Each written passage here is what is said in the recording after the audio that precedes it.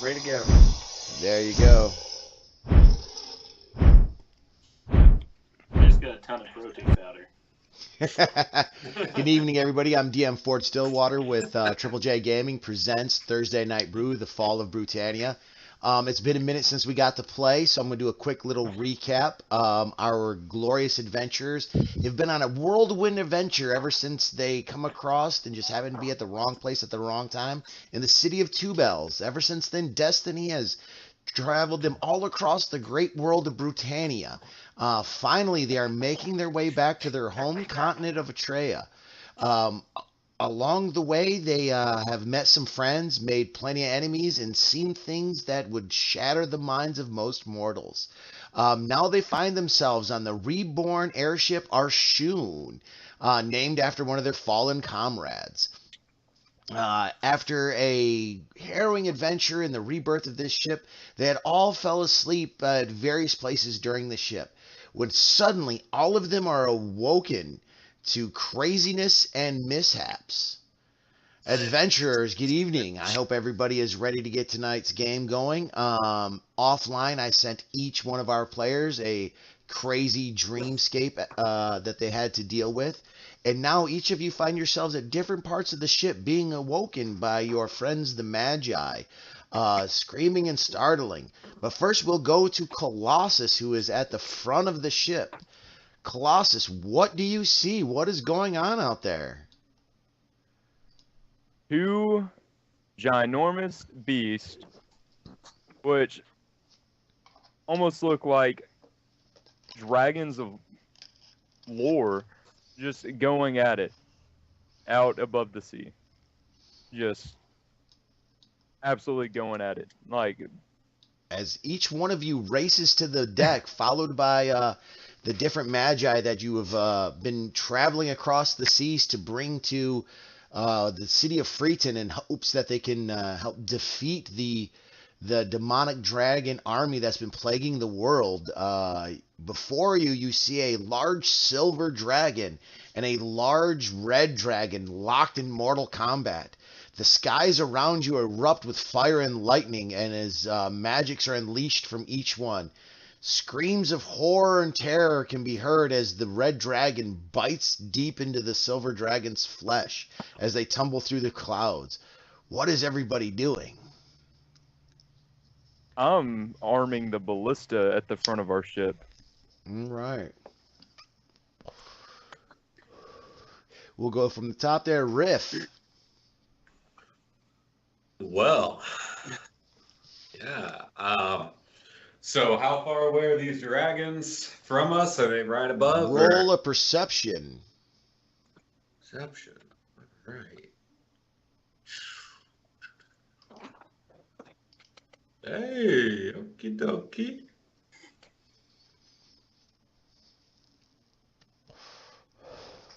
Wiping sleep from your eyes in the instant chaos that you're realize to, your depth perception is totally fucked. You're just like, what was that? There they go. Can we shoot them? You have no idea. Yeah, I'd like to turn to the Magi and see if he can give me a brief rundown on what's going on. I said, the Magi standing next to you, looking concerned, but seems to be concentrating, getting ready to unleash a spell. He says, it wasn't but a few tolls of the bell ago that the two beasts emerged from the clouds beneath us and started in this mortal combat. Luckily, though, Joseph seemed to know how to manage the wheel as Hornridge started pumping more power to the engines. We've been slowly diving and dodging our way through, and it's not just these two great beasts that are in battle. Look to the port side of the ship, and as he points, you see what looks like to be two red dragons also locked in mortal combat, flying around. Quickly, you perceive the area. Alan, what are you doing? Do I recognize a silver dragon from anywhere? Perception check.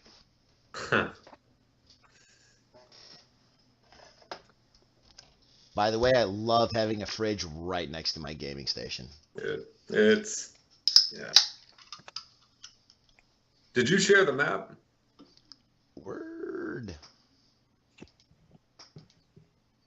Yeah, yeah. I shared the map.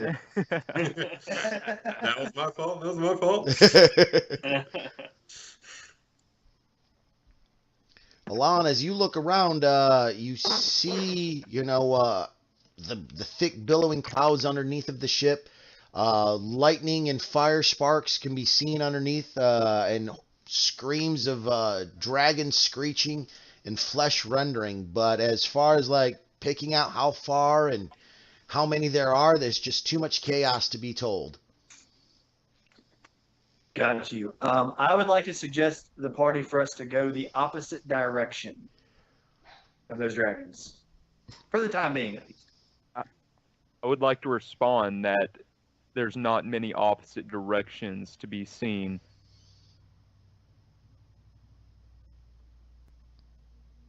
What?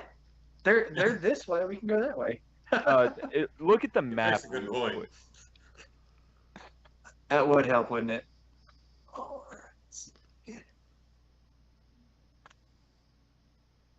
Okay, I see your point. I see your point. Green sleeves. Well, actually, Alphonse comes bellowing out from beneath the decks, sword in one hand, flail in the other. Look of crazed in his eyes, and just starts looking around, and then runs over to one of the Bastilas and screams at Colossus, "How do you work this contraption?" Green sleeves, what are you doing?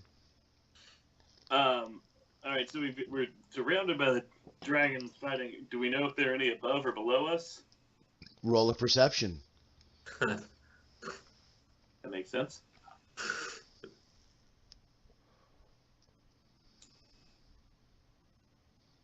Balls. It was on 17. No, and within the panic, trying to like peer through the machinations of the ship, the rudders and the flaps and the engines that's keeping it afloat. All you can see is off in the distance a couple of dragons fighting, and a streak of lightning rip through the clouds, followed by a frost of breath ripping through afterwards. All right. Well, I'm still a little shaken and disoriented from the dream and then all the chaos.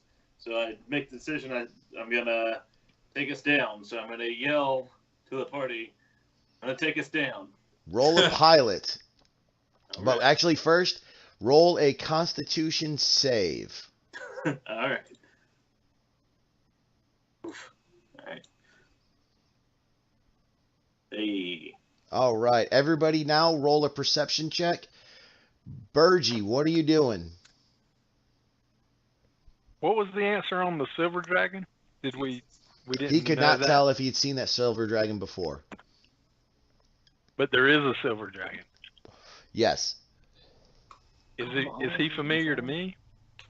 Roll a perception. This first perception is to hear him yell. The second perception that you're rolling is to see if you recognize that dragon. Damn it! Are you sure they're not in backwards order? Jesus.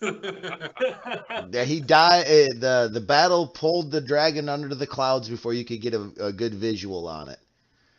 All right, everybody hears him yell. Everybody gets a dex save with advantage as you brace yourselves as Greensleeve just grabs the controls and pushes the forward air release, and the ship just tilts and then starts diving down underneath the thick clouds.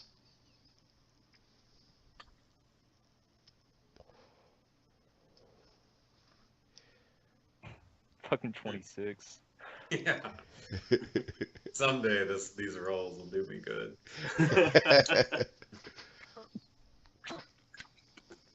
Pilot check now. Pilot check now. Hell yeah. All right, so yes, you do a controlled dive. Colossus, though, busy trying to aim the Bastila at the front of the ship, thinks he has a line of sight, and then the sudden dive throws him off and slams him into the front of the ship, hanging on. I thought that went way worse. He was like throws him off. I was like, oh my god. And he's rolling a new character already. Welcome, everybody, to Thursday Night Brew, where good old Duffy has to create another character. All right. So you guys dive the ship through the clouds. As you do, the continent of Atrea comes into full view. The mountains, the streams, and the sickening color of red miasma floating over the clouds, almost as if the clouds themselves in this miasma are locked in an eternal battle, and it seems that nature is losing. Quickly, the ship runs past. Everybody roll a perception check. This will be a group perception. Jesus Christ. Yeah. Hey, you My didn't fall. rolls today. Riff is just like, I thank you for these slippers, thank you for these slippers, thank you for these slippers, as he's hanging on for dear life. But Greensleeves, Colossus, and Burgie, everybody collectively passes. As you dive through, you see about 12 different battles going on of dragons of various color. Gold and silver, bronze and red, black and green, all battling amongst themselves. As their magics are being ripped apart. Roll a pilot check, Greensleeves.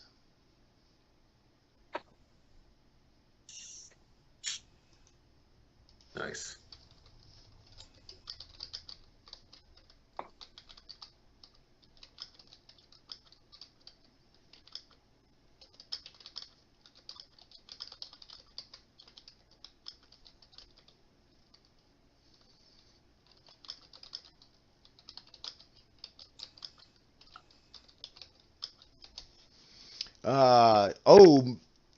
With quick thinking and even a quicker eye, Greensleeves cranks the wheel, spinning the ship on its axis on its side as it's diving down, deftly maneuvering as a acid is just ripped through the air, aiming at the hull as a black dragon swoops underneath of the ship.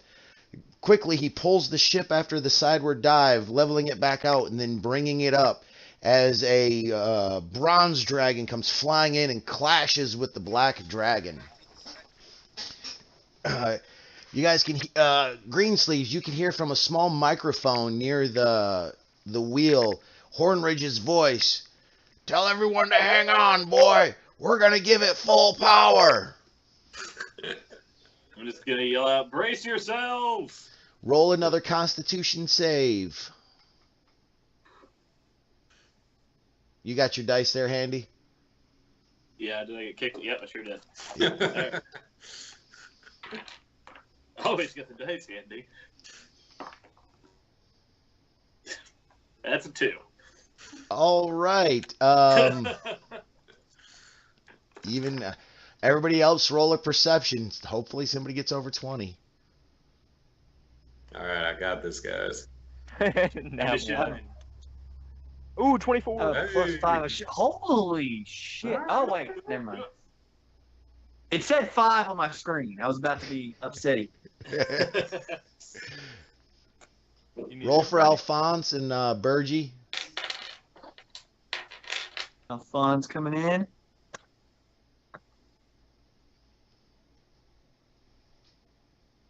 She has a +0. Holy crap. You got booted again. I don't know why this doesn't like you. I don't know. It's all right, though. Who got booted? Greensleeves? Greensleeves. Just got a new laptop. It hadn't even fully lit, like it didn't even show me the screen before. I guess it booted me the second time. All right, so you yeah, just roll yours real quick while it's loading up. Go to the perception. Oh no, never mind. You don't have to roll a perception because you're the one yelling. Okay. My bad. All right, so Colossus, Alon, you guys roll a dex save with advantage. Everybody else roll a regular dex save. You said who all is Alphonse right? Or Right. yeah, is Alphonse rolling at advantage? No. Okay. Thank God I dropped a 3.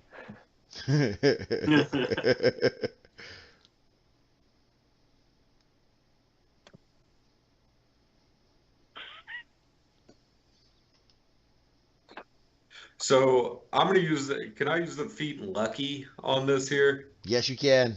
All right. I'll roll that additional dice. All right. Okay. There it is. There he is. Man.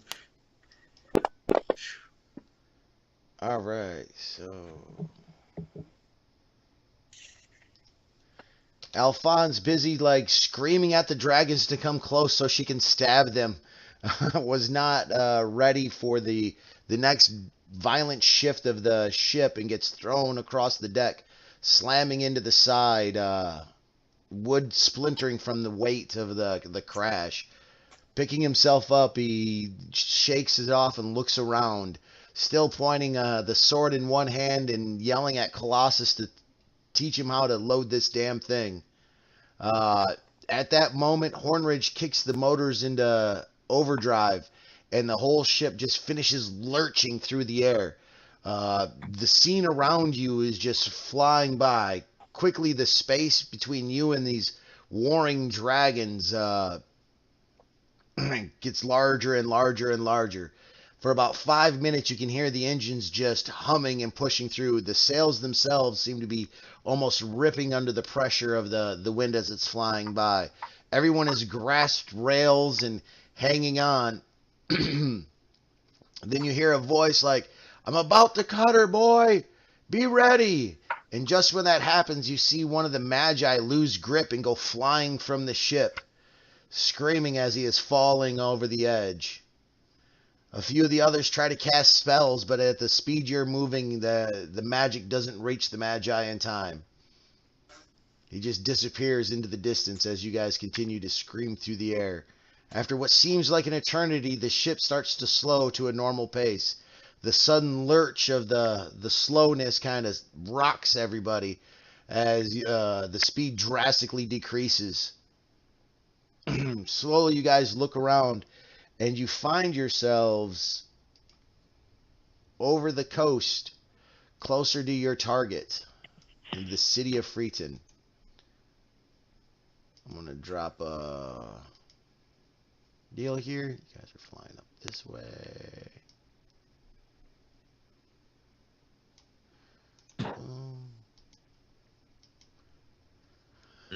All right, I just shared a map with you guys. This giant castle that you are heading towards is the city of Freeton, your destination to meet with the last of the free people's armies of Atreya.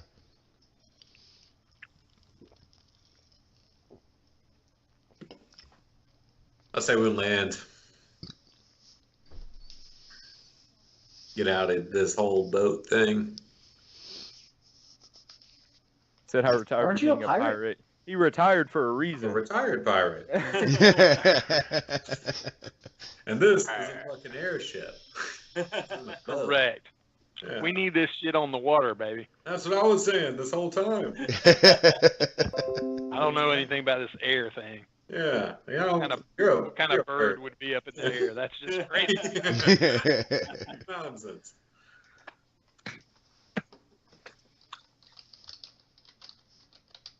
I say we land the boat. I'm on board with Landon. Where do we Land want to ahoy. I mean, there's that lagoon right here. You would want to land in a lagoon. Yeah. Spanish for lagoons. And that's where I mean, I see like a little village, right? Like outside, like on the outskirts. Can we not land like right close to the village? All right, And then- so I don't have like a ruler out, but that's still hundreds and hundreds of miles in between like where you're at and where the city is at. Okay. Let's keep her flying. Yep. Can do. All right, so Hornridge comes up to the main deck, and kind of comes up, and you see him. He's kind of soot covered, and his hair's frazzled. He's got a giant wrench in hand as he kind of comes up. He's trying to dust himself off, and he's like, "We might not want to do that again for a while, gents. So, you guys got a plan to get into Freeton? What is everyone? What are you guys thinking? I don't know if we should just up and fly into the city. Do remember though, this is the home of the Centurions and their order." What do we know about those guys? The Centurions is a militaristic group of individuals who's formed a city-state at the top of Freeton, who has bases all over the continent of Atrea, and they are the self-appointed governing police force, you could say, that spreads out and sends their Centurion legions all across the land to track down bad guys, save the villagers. Sometimes they're the tyrants, but mostly just a group of militaristic companies that may or may not have the best interests of people in mind. It all depends, I guess, on who's leading them. Everybody roll me a history check. Oh shit. Yeah.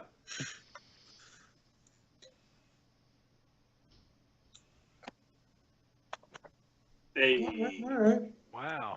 All right, work on Alphonsus.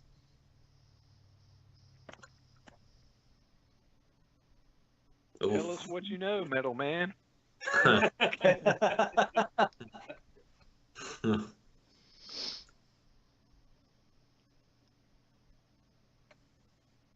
Knowledge right. is my snitch, All right, so Colossus, you remember hearing stories from your creator of the Centurions, mostly that the best way to describe them is that they're Spartans. Like I said, a very militaristic society.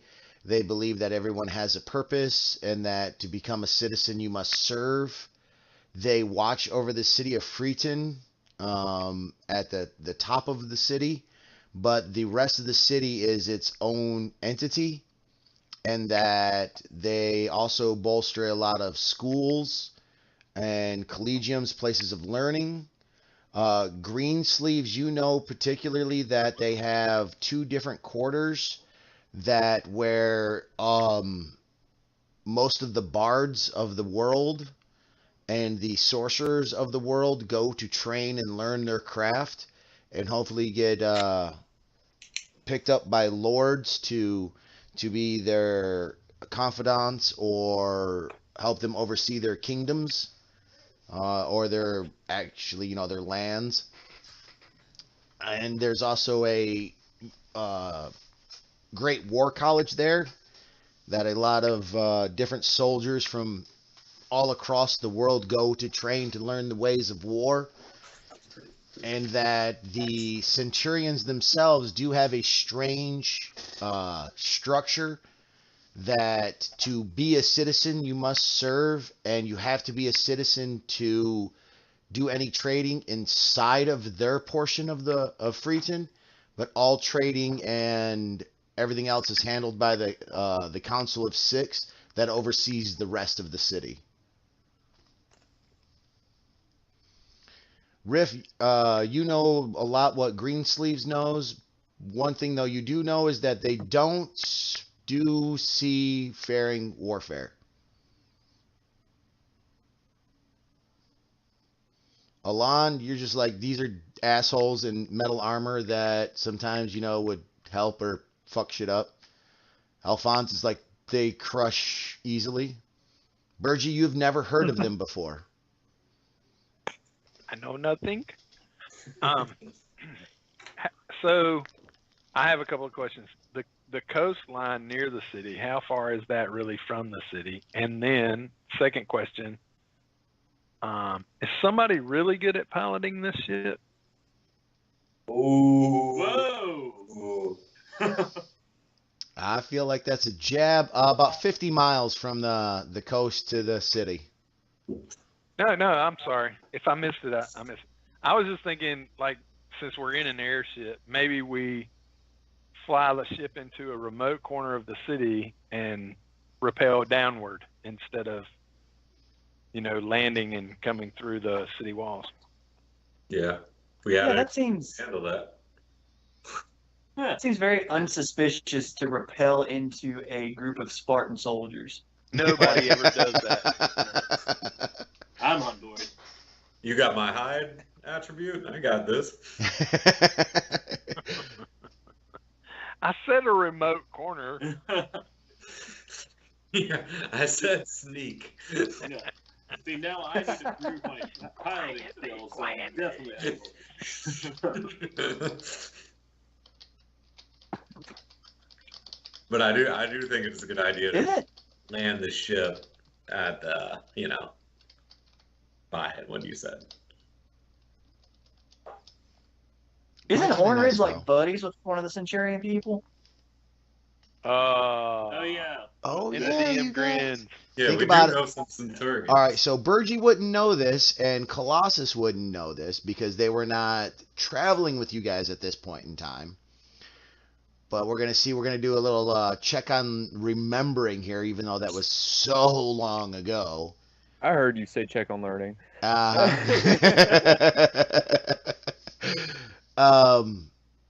Start pushing, McDuffie.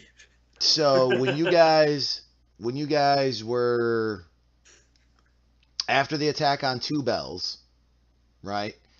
And then you were taken to that ice village and you met a bunch of different people there. And then one of your party members decided to travel with a group that was leaving the ice village, and you guys decided to stay and work with Hornridge to build that first makeshift dirigible. What was the name of one of the guys that was a prominent character?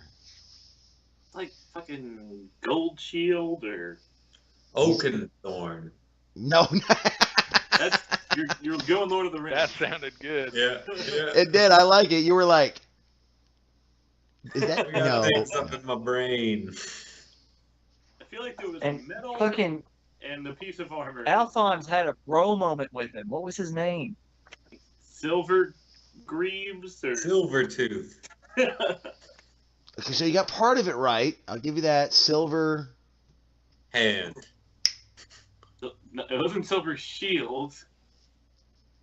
Silver. Silver Spear? No. No? Riff got it. Was it Silver Hand? Yes. That sounded like a joke guess, but good guess. No, yes, no, yes, no, yeah, wicked, yes. So, during your travels almost a year ago in real life and in game time, when you guys were in the ice village after leaving Mother's strange realm, you had met a centurion named Silverhand, Elric Silverhand. He had decided to take the rest of the dragon marked, like yourselves, down the mountain and then to lead them back to civilization, while you chose to stay with Hornridge and work on the dirigible. Also, when you guys were received the Ravens in the Oasis for the Lost, you guys were given an invitation to come visit and be, talk with Silverhand in the capital of Freeton. Joseph was asked to be a representative of the people of the Lost Oasis in this meeting of the last free people's armies of Britannia. Did the invitation say that we couldn't secretly repel into the city? No, it did not. RSVP does stand for repel. Repel, see? don't know how that adds up, but I mean, it's your guys' game. So we can repel in, and if somebody questions us, we can be like, "Oh, we got this invitation. It's chill, dude." This is where it's come from. Yeah, this is the guy. I would like to say I measured it out, and this ship is about 255 feet long. So it's gonna be hard to sneak in there. Like if I heard y'all talking about sneaking and stuff. Like, Oh, you think an airship would be hard to sneak into the top of the city? Maybe with that I don't know. attitude. I'm just saying it probably casts quite the shadow. So Distraction, you say.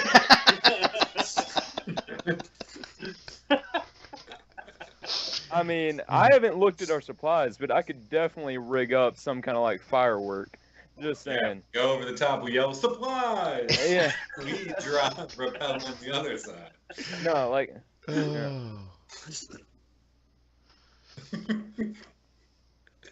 It's your guys' game. You guys tell me what you want to do with this. Virgie, what are your thoughts?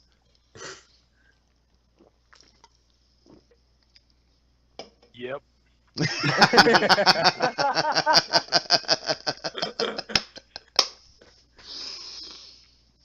You see Virgie's background? That's what I feel like they would see. Yep. Yeah. I agree. I think Burgie's idea of, by the lake, 50 miles off is solid. 50 miles off. I mean, the issue with that though is, well, it depend. I mean, who knows the lay of the land, right? Because we're going to be approaching this place on land in full visibility of whoever's watching. I say we do like 2 miles outside of the main gate. You know, like far enough away where they're not like, but we can still like kind of go to the ship if we need. Say, I need to build some stuff. I have the little home workshop, Well, I I agree with that. Horn Ridge where he thinks we should land. Yeah. Hornridge, knowing the people around here, I guess. Hey, Hornridge, what do you think? Where should we land? Because we could also raise some sort of like flag, not like necessarily a white flag, but being like, hey, We could come in. So I will say, Burgie could put a cloud around us. And we could just come in as a fog. Yeah. Okay. Hornridge, what do you think about all? So I will. Hornridge. All right, Hornridge. So I think that this is supposed to be the last free city in Atreya. I'm pretty sure the closer we get to the city, the more the landscape is going to be changing of armies, refugees, and everything else. We are approaching one of the most fortified city-states in all of Atreya. So I say we land just out of ballista range. I suggest we either land the ship somewhere in the woods a little bit to the north, maybe about 10 miles out, and walk the way in, or we just fly over the city and let them know who the fuck we are. Second option. Second option. Second option. Yeah, I mean, I like the kind of like the fog, and then we fucking hop down, and then like, hello.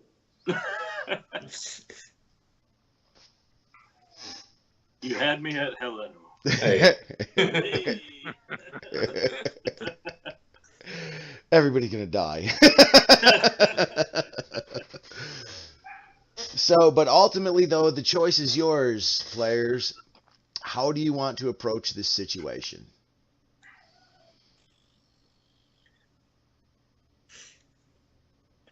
I like the idea of just flying over the city, finding like a square or something to set it down. Okay, hear me out though. We can land, like, come up and we can land a little bit, send an envoy, be like, hey, with Hornridge, and be like, hey, we're chill, all Centurion people, hey, we're all friends. And then we go back to the ship and land it inside of the city where it's nice and safe. Okay? Or we could do the big, here comes the do these people know about these airships? Like, if this airship comes through, it could be just like, hey, we're here, back the fuck up. Yeah, true. So remember, the setting, the time frame is, and I keep forgetting to remind you guys of this, and that's me, my fault as a DM. Think Bronze Age. Think Roman Empire, Persian Empire, Mongolian horde, that kind of, that time frame in this world. Right? The magic. This is the airship. Yeah, the magic of the time is, the only magic is a little bit of, paladins. There are no clerics. Your main spellcasters are sorcerers and bards. And you guys are literally bringing a ship full of mages and have across the water, a city full of magi that you are bringing into this fight. We come in on the big ship and it's like, hey, so somebody was praying to us? Yeah, I like that. We've got fucking magi's who are just fucking shooting off fucking flares. Yeah. We're gonna have fucking our druid just drop some fucking weird fucking animal on him. Drop a fucking dinosaur on him. And be like, what's up? And they've got their little pointy sticks. Yeah. Yeah. Y'all do that. I'll fucking hide.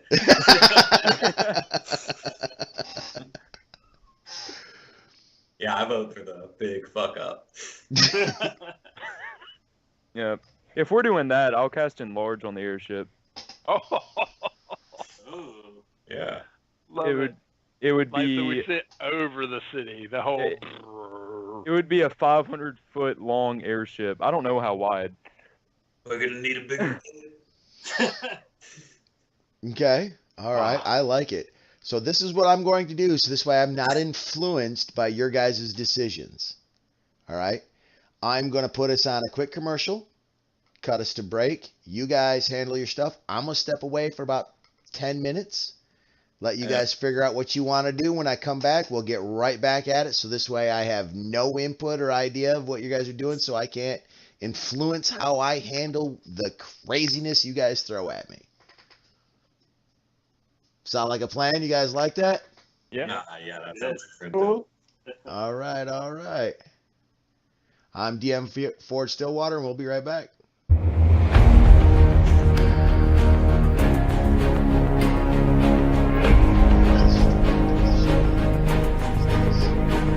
Real quick, do I have prep time? How long do we land in the city? If we want to shoot to the city.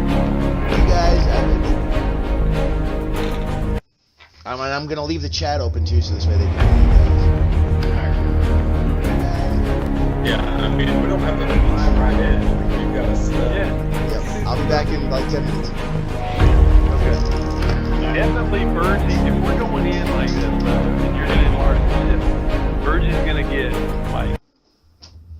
get electric static and stuff out of the air pulling up, and there's just going to be a lot of going on, lightning striking around, so we look like God. Yeah. Also, I'm can cast invisibility. Oh, In case that's interesting for anybody. I like that too. Yeah. I can cast invisibility. Okay. I say we cast invisibility on the Colossus, because we'll fucking show up, fucking lightning's fucking crashing, fucking crazy, normal, like, Tabaxi or fucking Virgil, we'll all roll out like normal people, and fucking all of a sudden this fucking Colossus robot is like, fucking futuristic as shit. And also, one of my cantrips is Thunderclap. Like, Yeah. it's Yeah. We had to do area of effect damage. Yeah.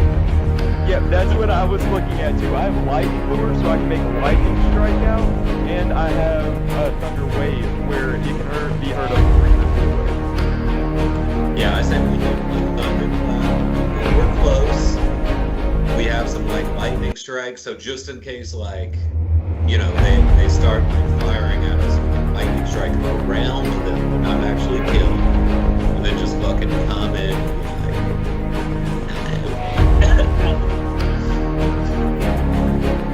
and we got a fucking bar, so we need to Persuade or throw Yeah, some charisma. With a harp. yeah.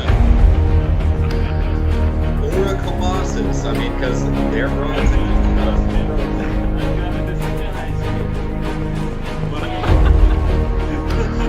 I'll disguise as like some like. We do what their guys like. We need to have somebody look like one of their gods. Who do they pray to? Well, there's not gods. All there are like legendary deities. Like, you know what I mean? Like they're just like giant monsters that roam the earth.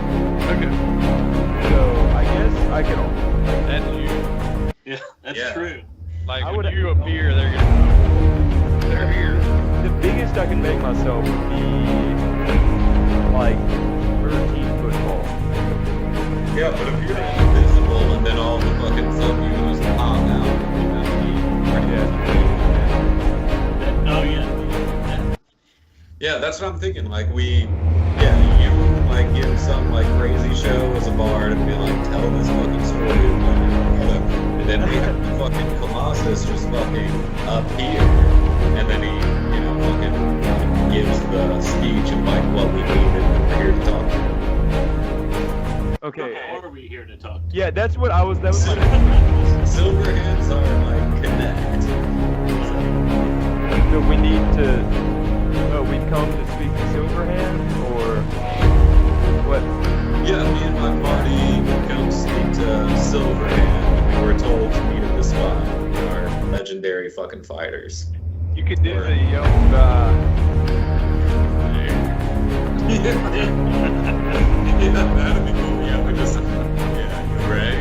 Yeah, that'd be cool.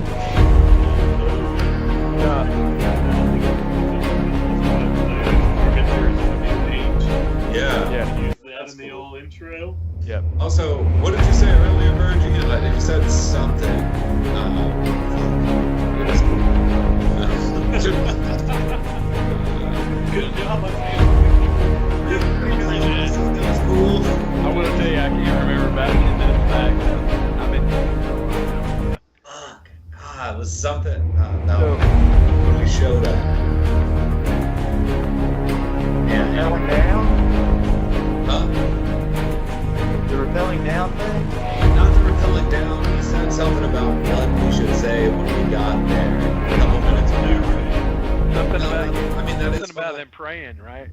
Yes, yeah, something like that. Like we're the gods you prayed to or whatever. Or prayed for. I thought that was cool. I mean, I think it's a good idea. Stick with this for as much as possible.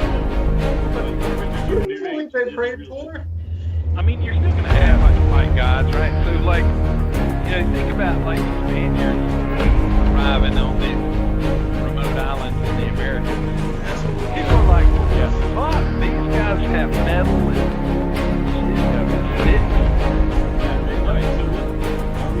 What are we trying to do? Are we trying to Yeah, that's a good fire an idea. army? Because I can go with Oh, we could totally like low-key become like the Centurion gods. Yeah. If we play this, if we play this right, we can become Centurion gods. Okay. Yeah, we could take over the Council of Six. That'd be fun. Yeah. Oh, hell yeah. How many of us? Coincidence? Probably. Let's not forget about Alfonso.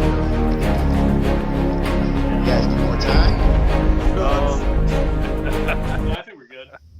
Yeah, whatever. We'll roll with it. Yeah, we got it. Oh god, I'm so nervous. Yeah, I don't think the man's gonna get better. We've actually just been talking about your issue with this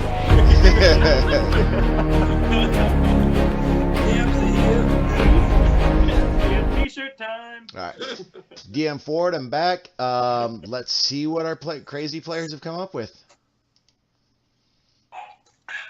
All right, guys, it is all you. How much time you gonna need? What do you need from me as a DM for this plan? All right, I'm gonna. We have a map, right? We have like a holographic map. Yes. Yes. Okay.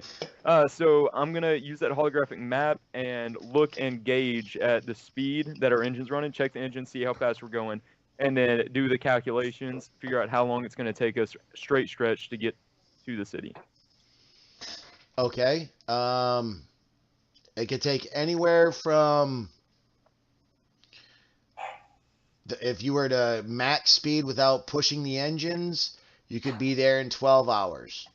If you Okay. want to take your time, you could be there in 24 hours. If you want to take you could even take longer to get there. The amount of time to take to get there is up to you guys. All right. Okay. So we want to get there probably around midday or early evening. Would probably be our best bet. Or early morning. Or There's other times in the day, allegedly. I think dusk. I was think thinking that's in the at the morning. You know, Right? you know, like as sunrise comes, like we calculate that out and just move in at sunrise. Be like, Oh yeah, we could come with the sun.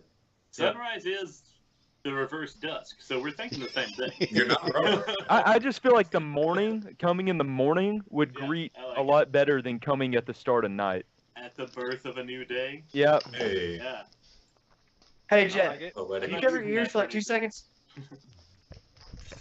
Earmuffs. All right.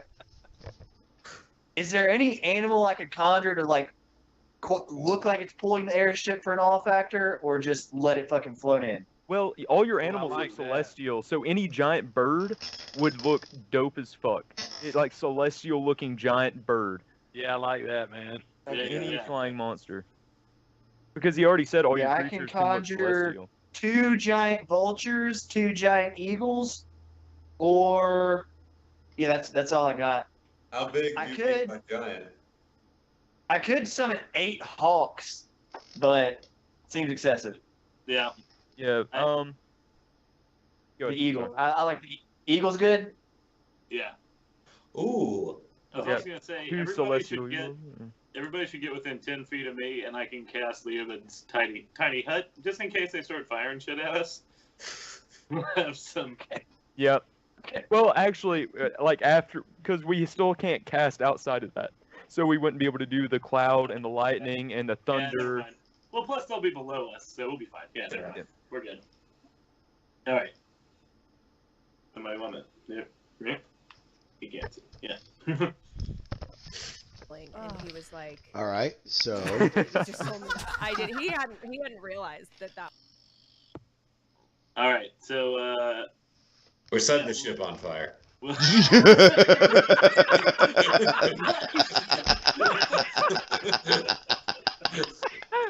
I would not be surprised. Would not be With the surprised. Situation would be- No. We're gonna keep heading forward such that we arrive at about dawn on whatever day. Okay.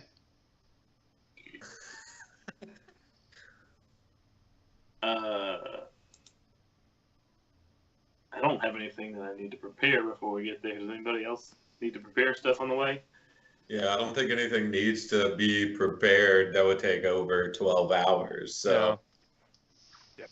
So in Well- the meantime, let's rest. All right. So We got a big day. I do have one question though. Did you guys implement the NPCs in this? Ah, damn it. I That would would've have been liked smart. Oh, to. Do you need another 2 seconds without with the earmuffs off? Well, I, I, mean, w- I would what say yes. Yeah. sort of magical distractions could they cause? Yeah, we also need to kind of know their skill set. We know they know magic missile, right? But Just think of them all as like 3rd to 5th level wizards. Okay. All right. So cantrips are. So we can kill them all with a wet paper bag. Well, not That's how I Joseph. felt Joseph when I is the same played a level third as you level guys, wizard. so he might be a bit more of a battle. Yeah, like. What were like- we gonna just? They're just gonna do like cool, sparkly shit, basically. That's what I was thinking, just like lightning, thunderclap, shit Yeah. like that, so we can come in with a thing. Uh-huh. Ah.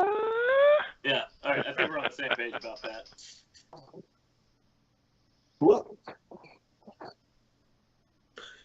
Yeah, so I think, plan is to approach the city as we get closer and we're gonna fly. No, Well, I don't mean, tell me. so- Don't tell me.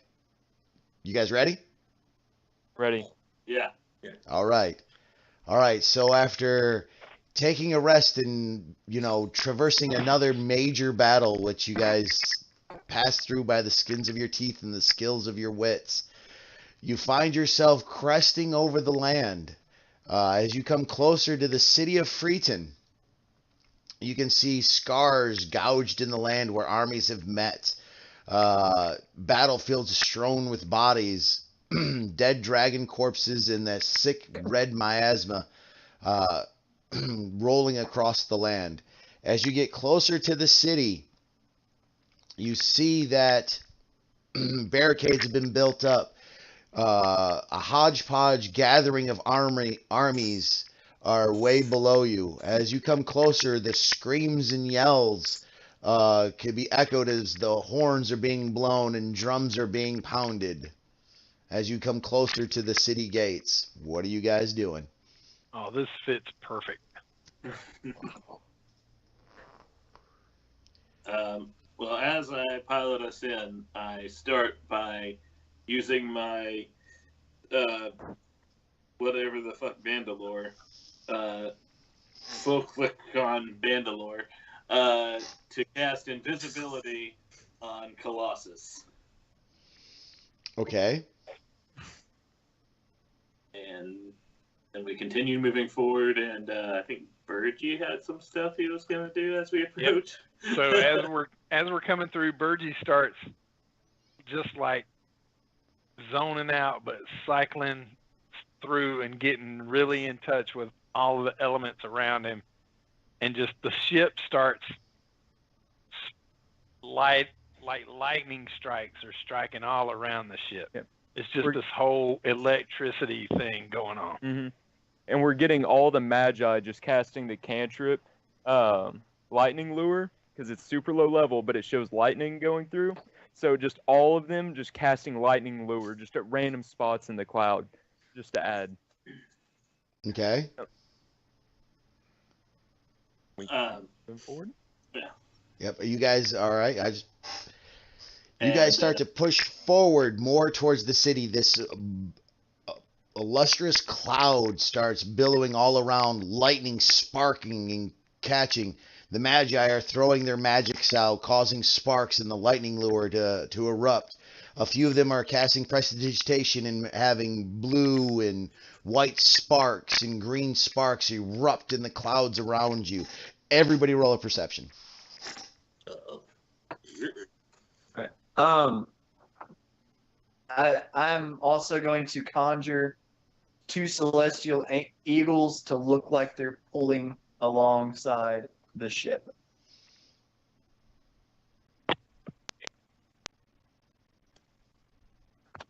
Conspires.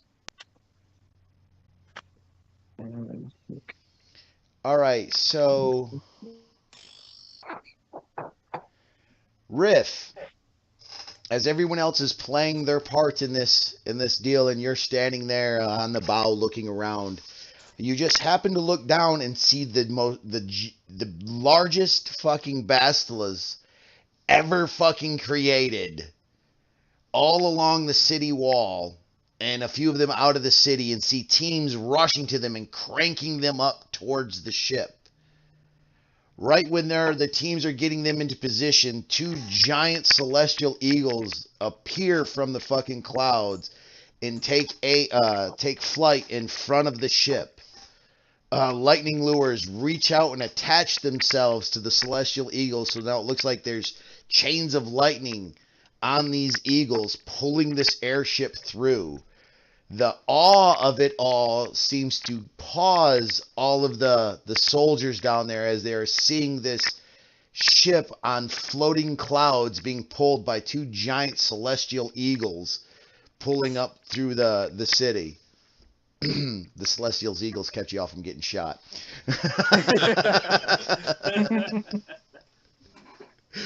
Good touch. Good touch. I'll relay to the team. I think it's working.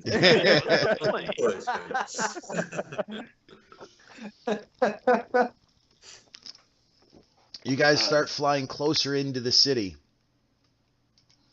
Now you're above. Let's see. Let me do something real quick here. Boom, boom, boom.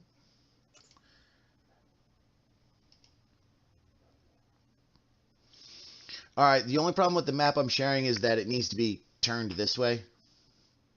So the north is actually facing west on the map. Is that too confusing? Gotcha. Nope. Top is west, yes? Yep, top is west. I didn't pass land nav. It did not share for me. It's an X for me. Yeah, Yeah, I got a big X in Oh, question. that's- Wait, here it comes. Yeah, loaded. All Oh? right. Cool. Oh. Oh, there's a river. We didn't know that. But Yeah. that's okay. I like the plan. The plan's good. Uh-huh. All right. So as you guys come forward, continuing to move forward, you start to see the different parts of the city that are all sprawled about. You see the large wall that separates the city of Freeton from the the city-state of the Centurions. All along that wall, farther out, you can see giant bastilas taking aim. There's people running all over the places. Trumpets can be heard as more war drums are being pounded as you are coming through. A general panic from those of you that have peered over the side can see. Some are on their knees praying. Others are just scrambling for their lives. And forward you go. What happens next, gentlemen? I would say we land in between the golden quarter and the silver quarter. Right there at that little courtyard inside the walls. That's what I was thinking by the castle, right by the castle gates. Yeah. Yeah. Yeah. But far enough away to realize that they see that we're descending and we're not like going at the castle or nothing, you know? Yeah, to not look desperate. Mm-hmm. You're talking about the Here, but one like, down right and to the there. left of the one right in front of the castle gates. Hmm? Like there are two. Are those two white spots? Those are both courtyards. Yeah, we're talking. Yeah, Yes. the bigger one. Yeah, That's what not I- by the That's castle. what I was Yep. asking. Yeah. All right, that's so Greensleeves, you would know that the silver quarter and the golden quarter are the areas of the collegiums, the colleges, where the silver quarter is where those of sorceress born talents go, and the golden quarter is where those of the bardic talents go, and Bright Fair is where mostly the other colleges are at, of science, medicine, and war. But you would be landing pretty much right into the heart of the Centurion held capital. That's our goal. Yeah. Yeah. Yep. Staying right between the silver and gold quarter. Yeah, I think big- that's perfect. Big courtyard. You don't want the sciencey people. Hey. All We want right. touchy- We want the touchy-feely people for this. If we Fair can, enough. If we Fair can enough. put on a show that impresses the Bard College, Correct. All they need is a legendary story, and then we're good to go. Exactly. Yep. Let's run it. Yep. All right. So, Greensleeves, I want you to roll me a perform. All right. Riff, I want you to roll me a performance also. Holy fuck! Why do you have double in performance? We'll figure that out Why later. wouldn't I? All right, so you're helping Greensleeves orchestrate all of this. Alon, roll 1 in religion. Oh, what is he? Oh, Hell yeah, dude.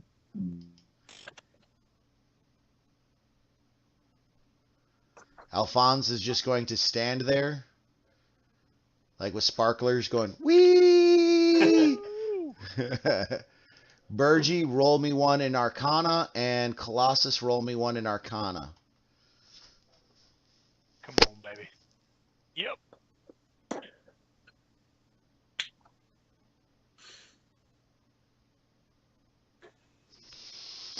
With your guys' combined efforts and your planning coming forward, you know right when to cue Joseph.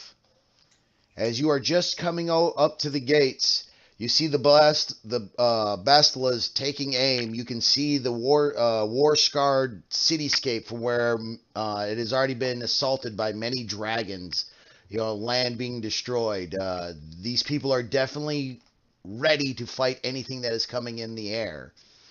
Just as the Bastilas are getting aimed, a cue from Greensleeves and Riff to tell you to release the celestial eagles as they fly around and start circling and then dive towards the Bastilas. Joseph stands forward and weaves his hands full of magic.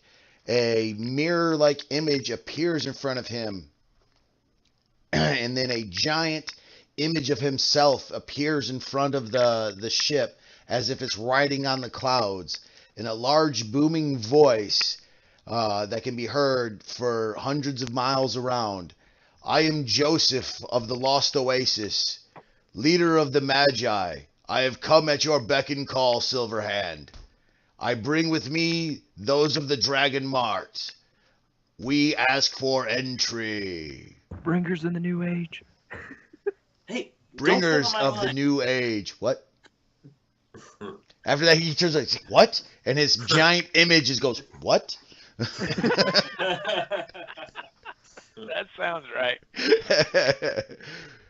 And he's like, you guys are ruining the moment. And he stands back and, you know, he's pounding his staff. And every time he pounds his staff on the ship deck, but it looks like he's hitting the clouds, thunder erupts from underneath of it. After a moment, a figure appears in full Centurion armor. One part of his armor is, all made of silver as it runs up his pauldron. And a shout that at first can't be heard until Joseph whispers some magic. And then an image of Silverhand becomes as large as Joseph's and is in the sky, can be heard. I am Lord Silverhand, Captain Commander of the Centurions. I hear you and see you. Welcome to Freeton. You know, with that, Silverhand's just kind of like at shock, though. He's kind of like looking around, and he's like, can everybody hear me? And then another Centurion comes running up. I think you're ruining the moment. And with that, Silverhand's image disappears. Joseph's image disappears, and you guys bring the ship in, and the magic starts to dissipate and fade away as you guys land the airship. Pilot check, don't fuck it up.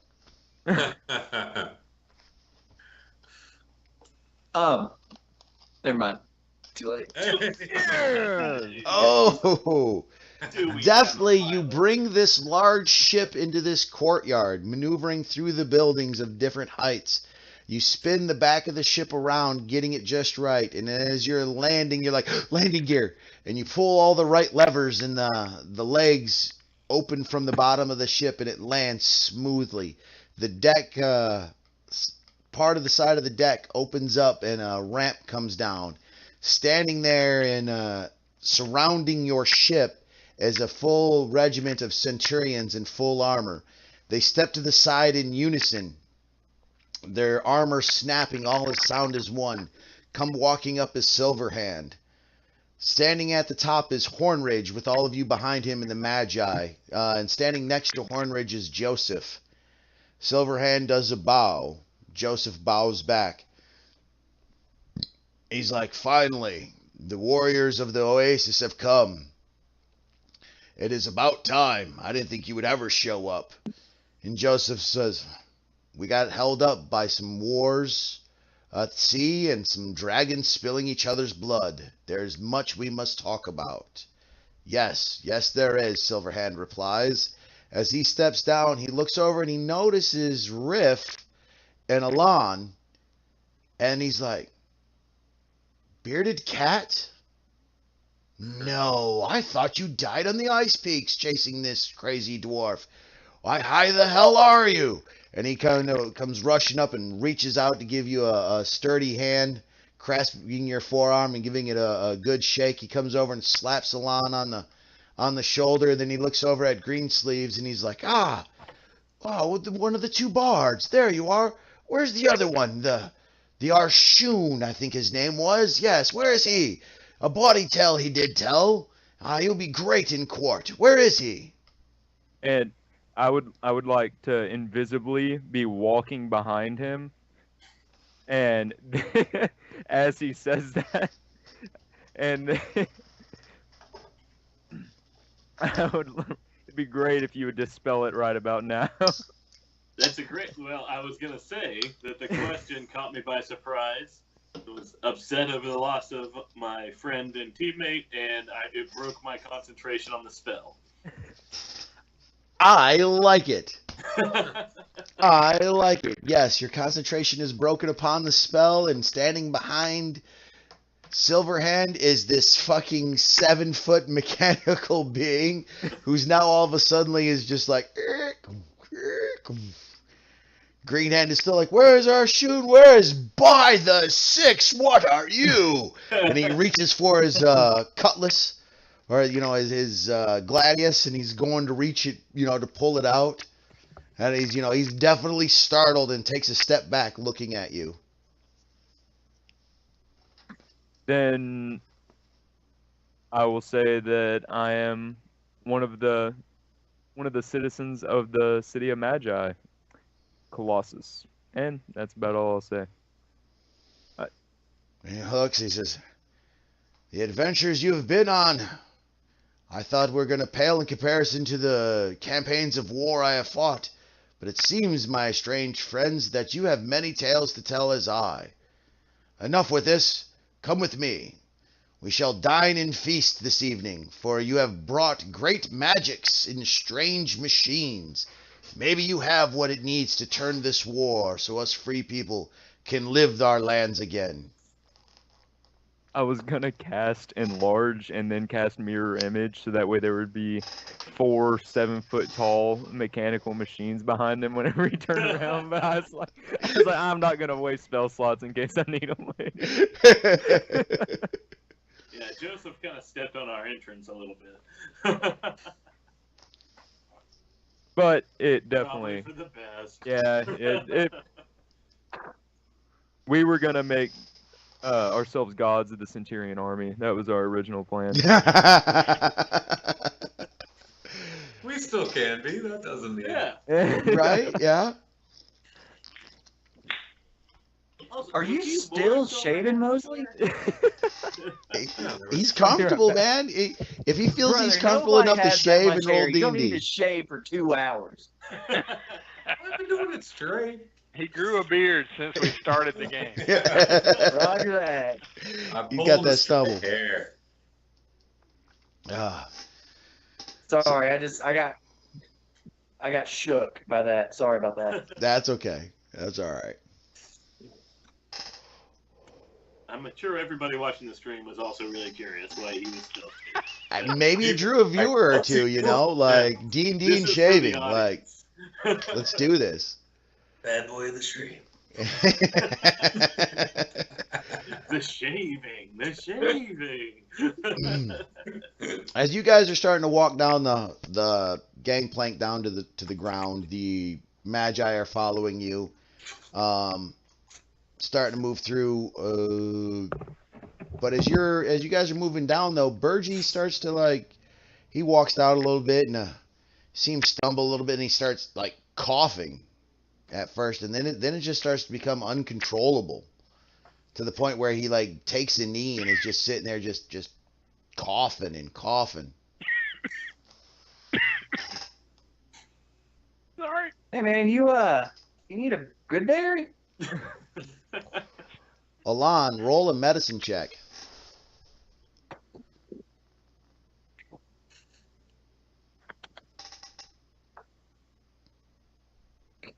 You don't know what's wrong with him, but you definitely tell, though, that he has a fever. Hmm. He's looking a little white I would around like the feathers. Huh. I would like to cast good berry and give the bird a berry. Just Give the bird a here, berry. just You Ollie want a racist druid, you. I ain't look. I eat them too. All my friends eat them. I'm just He knows plenty of birds. look, man. Some of his best friends are birds. Yeah, real. I voted for a bird to be my mayor of my coven. Oh, Alon and Burgee kind of fall to the back of the formation as you guys are moving through the city.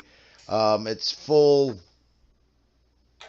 on parade style for you guys. A lot of people have come rushing to see who these beings are, who you guys are, and what this ship is. There's a contingent of Centurions who've taken up guard around the ship. They're moving people out of the way as you and Silverhand and his entourage start making your way to the castle. As you are... I need a cracker. Right? What's that? We're between the sorcerer and bard areas, Uh-huh. right? All right, I want to make sure that I'm in front of the party. All right. Just, yeah, peacocking a little bit. Just wanted to make sure that was clear as we're marching. In case a rock show breaks out. It's known to happen with these players. I too would like to be up front, juggling and telling tales. Ooh. Both of you roll for form checks as you are going by. If he's juggling, I'm singing songs about our deeds. Huzzah! Chup. Oh, The two of you are putting on quite the show as you are going on, dancing and singing and acrobating through the deal, swooning at the ladies as they go by, and as you're coming through. One thing you guys do all notice, though, as you move past the Golden Quarter and reach that other area, the garb in the cityscape has changed drastically to very more Romanesque clothing, more marble. Everything is really clean. Everybody has a sigil pin on their garb.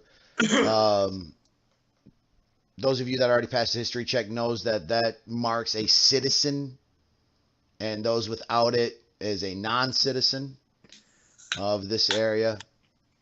You guys are then led through the castle gates and then into the castle proper. When you come in, think more of less castle, more Parthenon with extra buildings. Maybe a side note, look at some Mesopotamian images to really get the idea of what this whole area looks like as you guys continue traveling through. Then you reach the steps, and as you're coming up, Riff, you hear a booming laugh that sends a chill down your spine. oh. That's never good. As you look up, standing there in regal attire with his one leg and one hand missing, with a large belly and broad shoulders and huge chest, stands Ahab.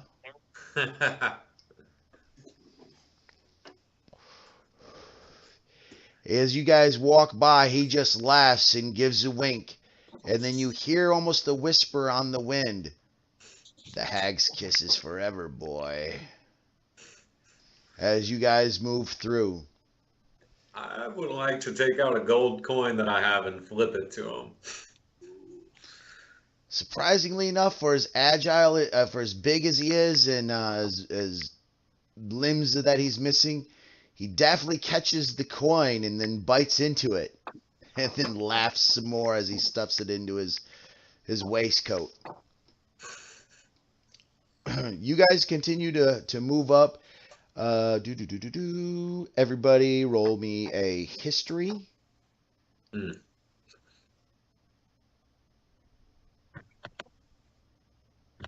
History for Alon. All right, so unfortunately, Four. I ain't even been using my cool thing. Okay. Huh. Colossus and Burgie, you guys are at negatives for this one because of backstory stuff.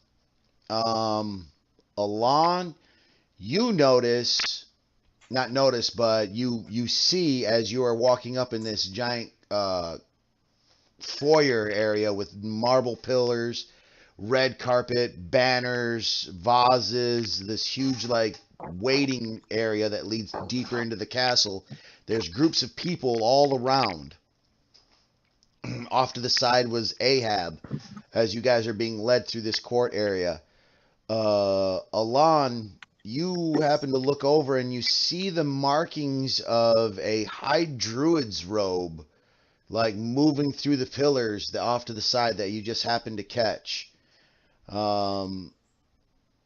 Riff, you are so like distraught a little bit. You are spending more time looking around than actually noticing anything. But you do notice that there's a banner up there for a sea battle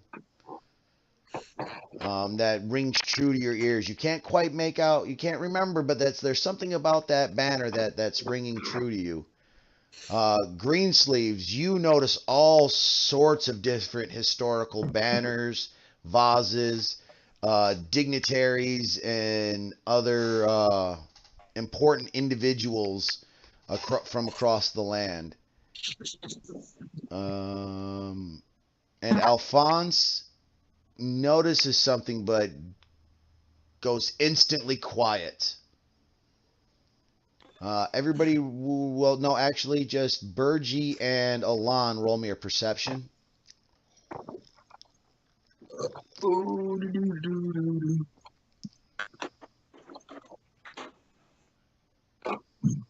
Holy crap, dude. All right. So Alon is more like helping Burgie through as he's seems to be getting real sick and walking kind of slow. But Burgie, you kind of just look up between your fits of cough and you see Alphonse stare off at a couple of what looks like royals, nobles in fine garb, and one of them is just a monster of a man, standing like 7'2", 450 pounds, just, I mean, rock solid man with black goatee, square jaw, ice blue eyes, hair slicked back with a little gray in it, and a great sword, all have got to be 7 foot long, strapped across his back. And standing next to him is a beautiful woman, human, and then standing just behind the both of them is a female orc in warrior garb. And as Alphonse walks by and sees them, just becomes deathly quiet and looks away and continues walking into the castle. I would like to kind of nudge Alphonse in the ribs and be like, "Hey, she looks like your type, bud." With that, Alphonse just turns and looks at you, face just red with anger, grabs you like almost crushing your arm. "Don't ever say that again, or I will regret saving you from the wolves." And then storms off forward. You guys come up another set of marble steps. They're just as you guys are about to reach the top, Silverhand spins, furling his cape around, and then kind of looks and says, "My friends, this is where we must part ways. The servants here will take you to quarters for you to be freshened up. In 2 days, we will have a meeting of all of the leaders and start working on our plans to take back our great country. Until then, I will see you. Make yourselves at home. Good day, my friends." And he turns and starts walking off with his entourage. A group of maidens come up in what is obvious servant attire, come over, and they bow to each of you, and they're like, "If you follow us, we will take you to rooms, please."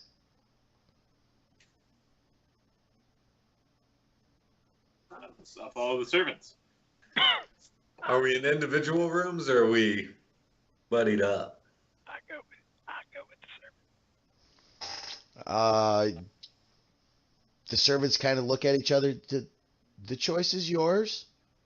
We have individual rooms set aside for all the dignitaries. Or there is a large villa off to the side that if you wish all to stay together. A few others have already taken this option as well. Villa. I think we should take the villa. Yeah, all right. Let's go Villa. All right. The servants start to lead you guys to this villa. After a few moments, though, through the winding, twisting, and turns of the Parthenon castle, everybody roll an investigation check. No, I'm sorry, a survival check. My bad. Survival check. Survival and it can't be good. Yeah, no bueno. Hey. All right. Well, I die. Yeah. The Drew is almost the lowest score on survival.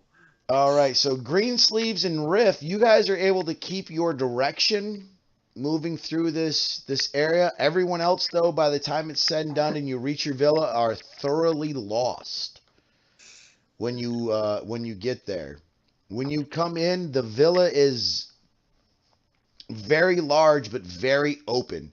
There are beds strewn about, a wash basin in the center, a few partitions to separate part of the rooms, but there's marble pillars, and it's got a huge balcony that overlooks Brightfair portion of the city. So you guys will be on the west side of the castle. West side. Sure. As you guys all enter the room and look around and you see all this, there's a tray of foods already laid out, bronze pitchers of wines and waters, all set up. And as soon as you come in and the servants ask, "Well, is there anything that we can do or need for you? Do you need your clothes washed? Perfume baths will be available shortly. Is there anything that we can do?" Alphonse just kind of pushes his way through everybody and then just goes over and grabs one of the pitchers of wine and just starts chugging it. Throws it off to the side and just looks over at him in a growling voice. "Keep the wine flowing." Grabs another pitcher of wine and then walks straight to the balcony and just leans over it and just starts drinking on it. This is my kind of party. Go get myself a pitcher of wine and drink some. I asked the servant, are there any laboratories in these rooms or any scholar, any libraries or places of experiments? The servant is just scared shitless of you. Like, is just like trying to avert your gaze and like,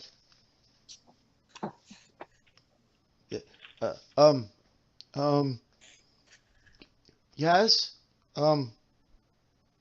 yeah, and the gold quarter, maybe the silver quarter, metal being, like you don't breathe gases to turn me to stone, will you?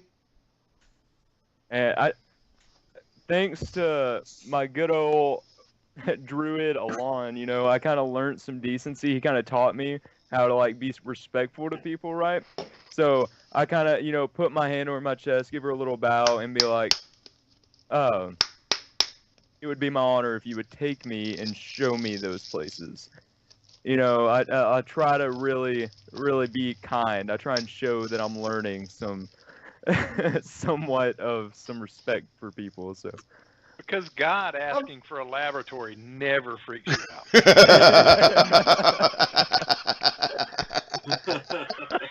Any places of learning or laboratories, okay? Any like the guy, he comes in with his full beard and he's like, "Hey, where are the laboratories?" Like, we're all gonna die. We're all gonna die. That's always good. Yeah. When you ask her this, and she's just like, take you. And one of the other servants comes running up real quick. It's like got a shoulder, and this one seems to be made of a bit sterner stuff, and is like, Lord of Metal. Yes, I will. We will be more than happy to escort you to these places of learning. Do you not wish to rest with the rest of your party first? Maybe eat oil? Like, we got lamp oil? That's some Lord? good oil. Please tell the mortals you do not need rest. Yeah, that's what I'm going to do. I'm going to tilt my head and be like, I don't require rest. And I'm going to tilt my head, and it's going to kind of go, and then they are thoroughly freaked the fuck out.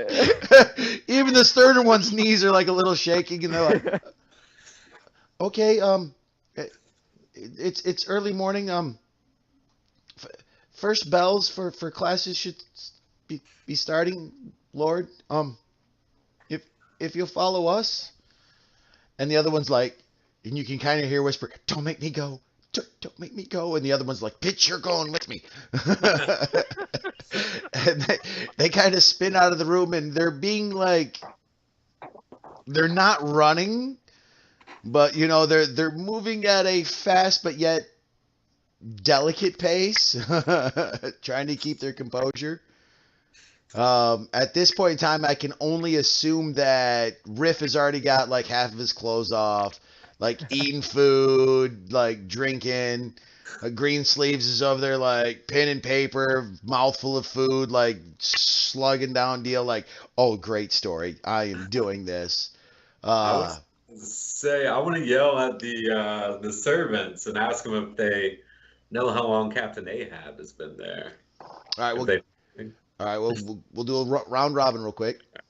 All right, you guys are all spread out and standing there. Hornridge is, he's still kind of covered in soot because while all that stuff was going on, he was trying to keep the ship just floating just right and like, make sure the lightning didn't fry everything. So he's a little frazzled and a little, dirty, and he's just like, I'm going to bath. And he just kind of turns around, does an about face, and he doesn't wait for the servants or anything like he's been here before, right? And then takes off down the deal. A few seconds later, is like almost as he is walking out, Joseph walks in, and he's like, "That was a brilliant show, my friends, brilliant show. I don't think I wanted to bring that much attention to ourselves, but it is the end of days, is it not? Me and the rest of the Magi are in the villa next to you. If you need anything, we will be there. And if we need anything, you'll be here, right?" Huh. And he gets a, oh, fuck me. And he turns around and walks out of the room and heads back over to his villa. As he sees Colossus already leaving the room.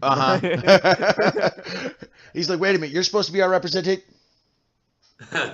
He was supposed to, fuck me.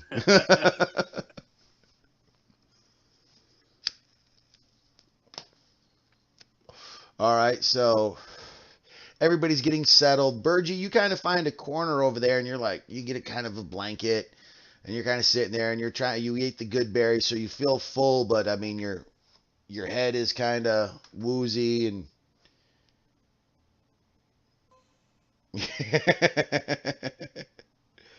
Is a hag's kiss slang for NSTD? Maybe, Sandman. Maybe. We'll find out that and some more.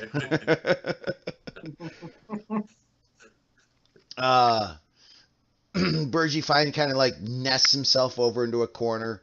Um, so you kind of, as the servants are leaving, like, oh, you don't need anything? Oh, okay, we'll be going now. The rest of them seem to be thoroughly shook after dealing with Colossus and your guys' just demeanor as a whole.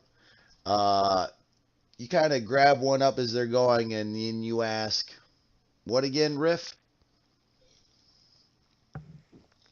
I would like to know if they know how long Captain Ahab has uh, been there, and yeah, if they know anything about him. He's quite an interesting character as a fellow pirate. Captain Ahab? You mean First Admiral of the Sea Fleet, Master Ahab? Yeah, of course, yeah. How long has he been Admiral of the Fleet? Do y'all know much about him? Oh, no, just that we don't. His tastes are very different, and that most servant women are not allowed to go in his villa anymore. But as far as long as he has been here, I would say that he was taking command more than 6 months ago. It was just before Lord Silverhand returned from his journey in battles after the Two Bells. 6 months ago. That's quite recent for him to have taken over. Taken over. What happened to your all's old commander? Well, we Centurions stick to the lands for our places to guard the lands and the free people of the realm. But after the island of the elves took up arms and started raiding the coasts, him and his flotilla saved a bunch of our ships and other refugees. His good deeds bought him favor with the courts of the people of Freeton, and was made an honorary citizen of Centurion. Hmm. All right. Yeah, that's really interesting. I'd like to give them each like 5 silver pieces each, and thank them for their time. And if they have any more information about interesting characters around the city, just to let us know, because we'll be in town for a while and been looking for things to do. They look at you, and the one, she takes the silver and says, "Thank you, sir, thank you." And then as she walks by, she leaves the silver on a table as she walks out. I'll pick it back up.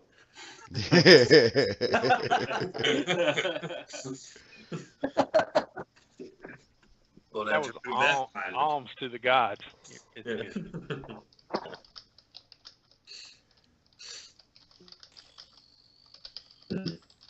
Interesting.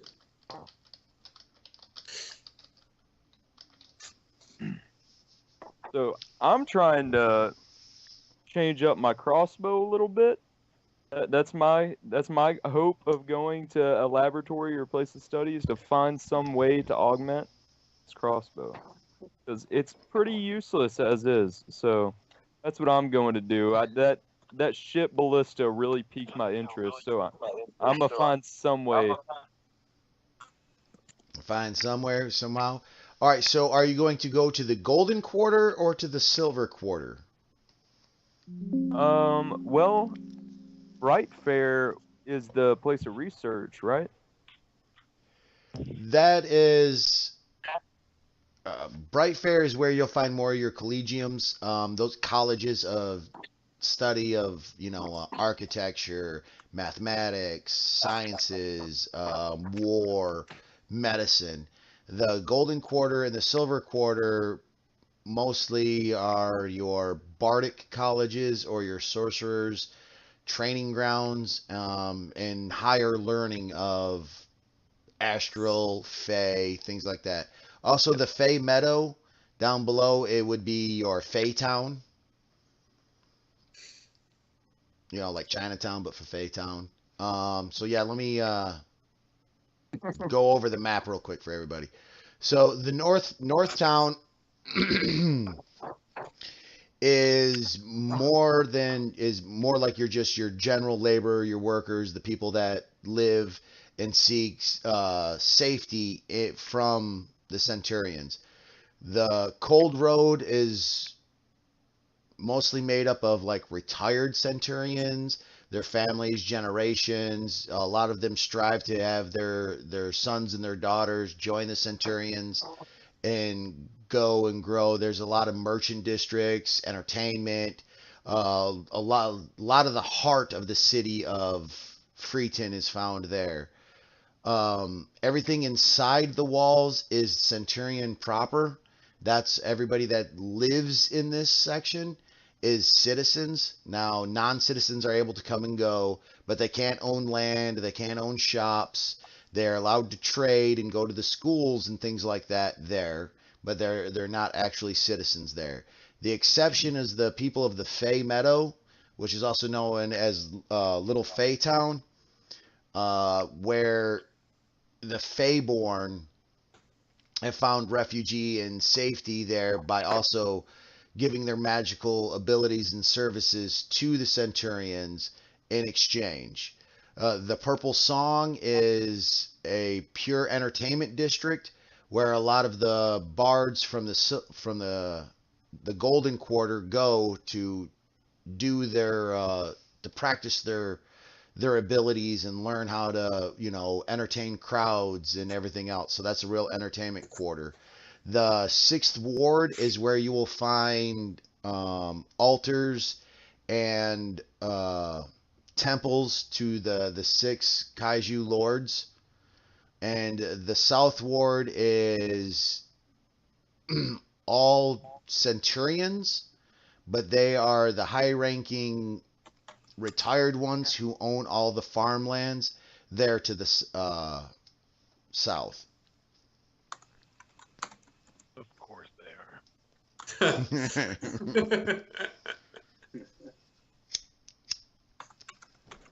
Gotcha. Anyone else confused how the South Ward is the East? Fuck you. I should have changed the name to the East Ward, but They're warriors, not cartographers. right. They're landowners, man. They don't do maps. No. I just thought it was funny. Sorry.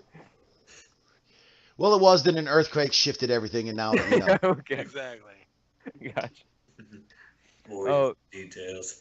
So, have I found the place of learning that I'm looking for, or the like laboratory or something in Brightfair?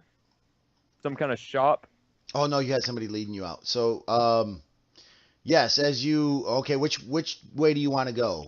Silver Quarter, Golden Quarter, or to Brightfair? Brightfair. I'm looking for more of a like physical enhancement rather than medical. Okay. Roll a perception check.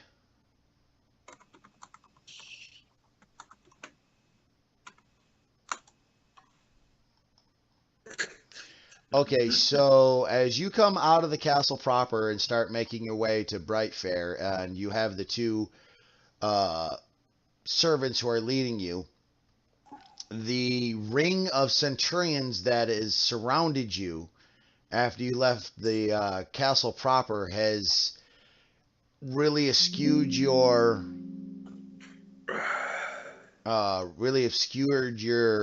vision around of what you're trying to do. And as you're like trying to talk to the Centurions, they are just like the Queen's Guard. They're just like, yes, my lord.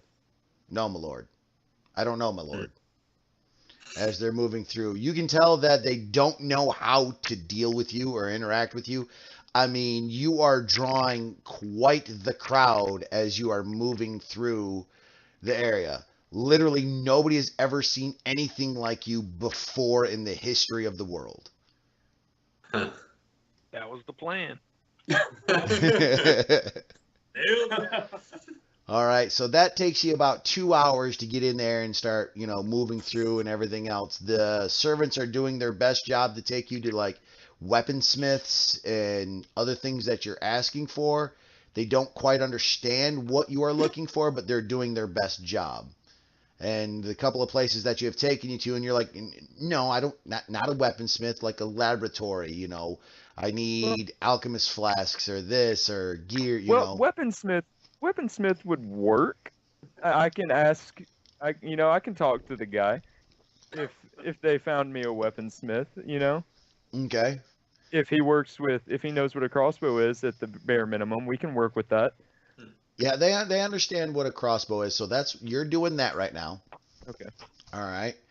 So we're gonna go to Greensleeves now, who is sitting there and who's got quite feeling good about himself. Yeah, I came in triumphant from our glorious entrance and grabbed a pitcher of wine after Alphonse's example. Started swigging from it, then realized that didn't make much sense, so poured myself a glass and started taking notes of the deeds that we had done in our entrance. But then, after writing everything down, decided that I need to try it out on an audience. So I'm going to go to Purple Song and find a venue where I can perform the updated, not ballad. What's the word I'm looking for? A ballad. All right, yeah, the ballad of our great deeds. Epic? Epic, yeah, close. It's not it, but it's close. Saga, Saga, also good. but not good enough. It's not it, Because if but it it's was good. great, you would have said, yes, Rock that on. is exactly the word I was looking for. A bard and his words escape him. I'm Exactly. just saying. Must have been the wine. Thanks, Alphonse. So Greensleeves kind of collects himself, looks around, and steps out of the villa. And then makes his way over to the Purple Song. It takes you a little while to get there. As you're going, though, you notice that you have 4 centurions with you. I'd like to strike up a conversation. Where are they from? What are they doing? Roll a persuasion.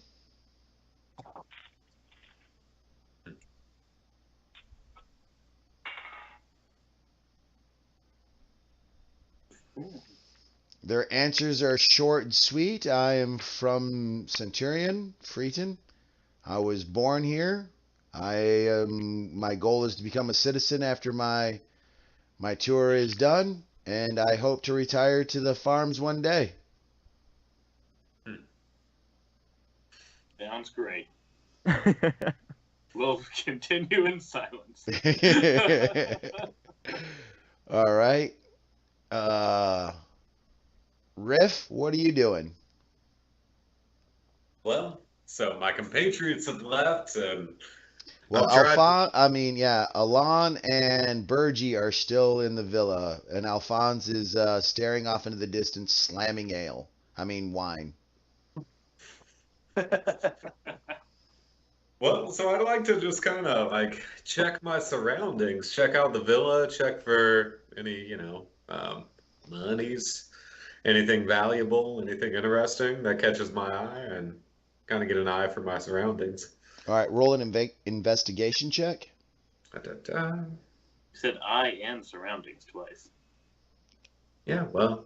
Oh! Ooh. Ooh. Ooh. What did I Ooh. say? What? Nat 20, baby. All right, so as you start searching the villa and you're checking out everything, looking at the murals painted on the wall, the tile work that is done, the marble that is everywhere, you kind of come over to one of the walls and you're looking at it, and you notice that there's like some scuff marks on the floor, and the wall is not the wall is polished clean, but there seems to be a smudge mark, what looks like on a sphinx's eye. And you let the curiosity get the better of you, and you push it in, and you hear a click, and part of the wall opens slightly. Can I squeeze through? Bergie and Alphonse, roll me a perception check.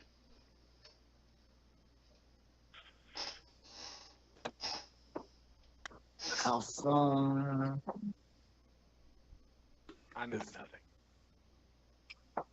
Perception. Oof. I mean, Alon, my bad.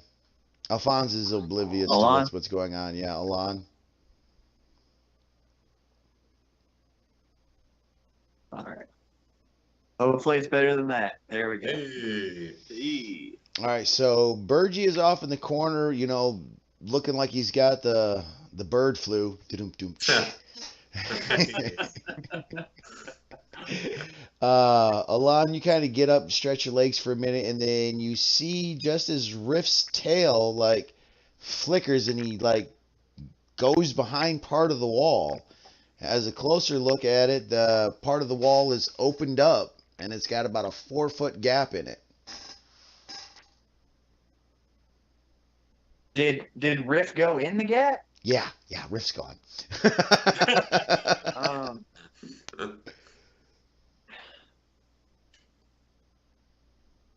I guess so. My options are let him do some sketchy shit, or participate in the sketchy shit. I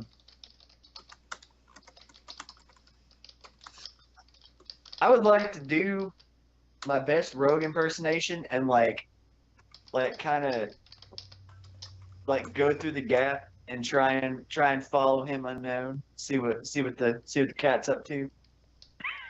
Do some hood rat shit with your friend. Careful. His passive perception's like a 15.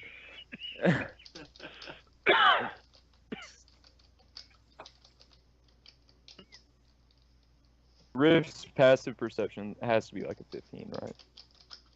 Not sure what my passive is. Okay, then sneak I'll up. cast Pass Without a Trace and then follow him. Alon. What?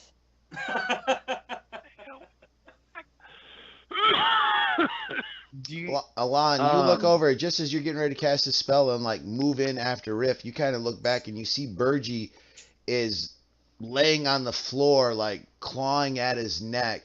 His beak and all of his feathers are starting to become discolored. It's looking like he can't breathe. can I look over him to see what's wrong?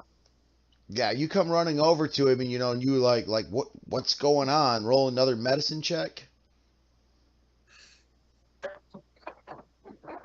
All right. Can I use guidance on myself? I believe so. All right. So then, preparing to look over my battle companion. I would like to channel my druidic arts and get guidance from whatever source I can, and use that before I check this man for medicine. Okay. Add a D4 to your roll. All right. So let's add a D4. Oh God. D4 to the roll. 15. Luckily enough, though, with your guidance, you realize that Bergie is running a very, very high fever, like the kind of fever that can kill. His feathers are molting. He keeps kind of clawing at his throat. He opens up his mouth and you take a look at it, and it's like his throat is just swollen shut, almost like there's no air getting in. He is deathly sick. Or investigate with me. Seeing this state, all right, I'm gonna yell for the servants to bring me ice. I'm going to cast Healing Spirit to try and pump some like magical IV, like magical stuff into him, and I'm gonna yell in Druidic like as loud as I can. Hi, Druid, we need your help. All right, so the servants come rushing into the room, and they're like, ice? I was waiting for that. What the fuck is ice? You're right. They're like, Do they not have ice in the Bronze Age? no. We had Yo, bronze, ice purgy. that got made up. Ice Virgie.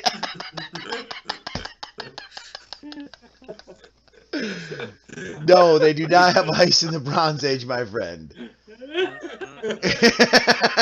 They only have the vanilla kind. We're in a villa. We're in a villa.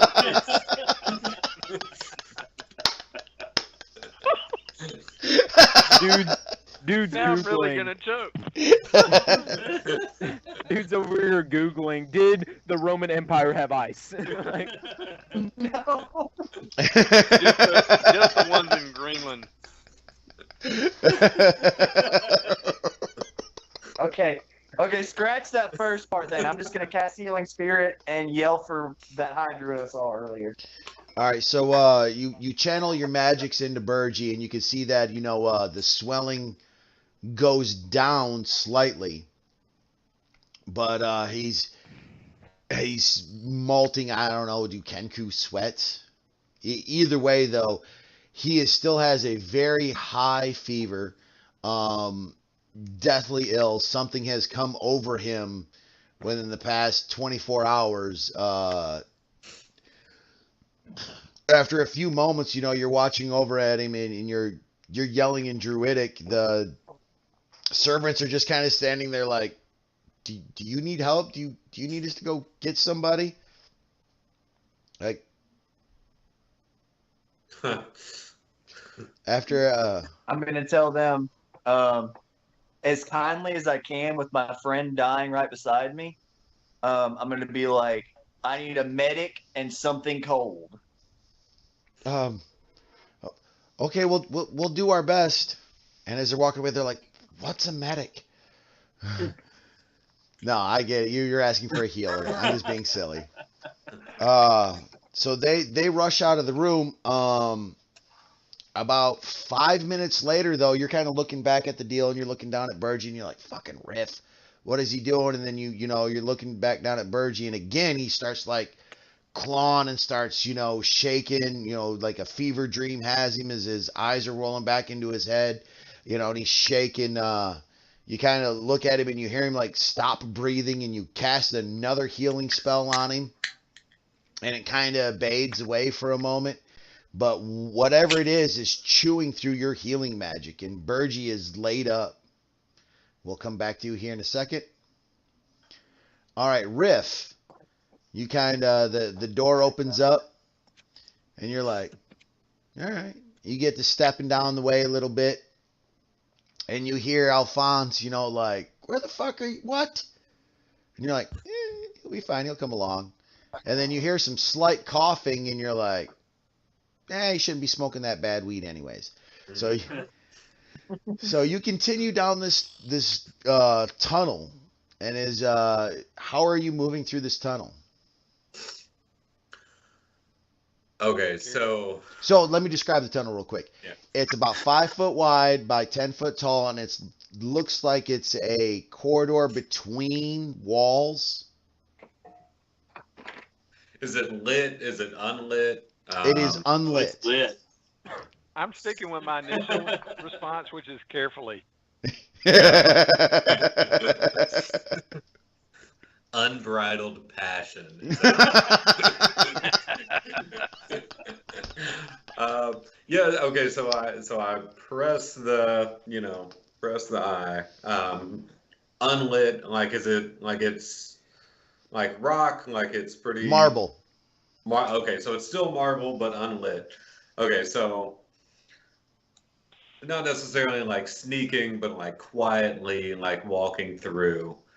Yeah, I mean, I just quietly like walking through and kind of like taking in my surroundings and not necessarily like lackadaisical, like looking around, but you know, um, not on it, but just wandering through. All right, so you're paying attention to what you're doing Yeah, as you're yeah. moving through. All right, go ahead and roll me a perception check. All right.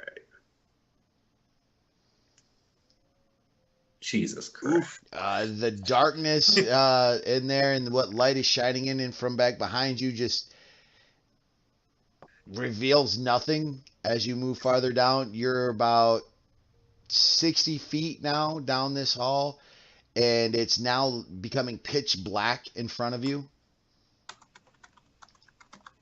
Your senses, your feline senses kick in, and you kind of shift to your dark vision, and then you peer down the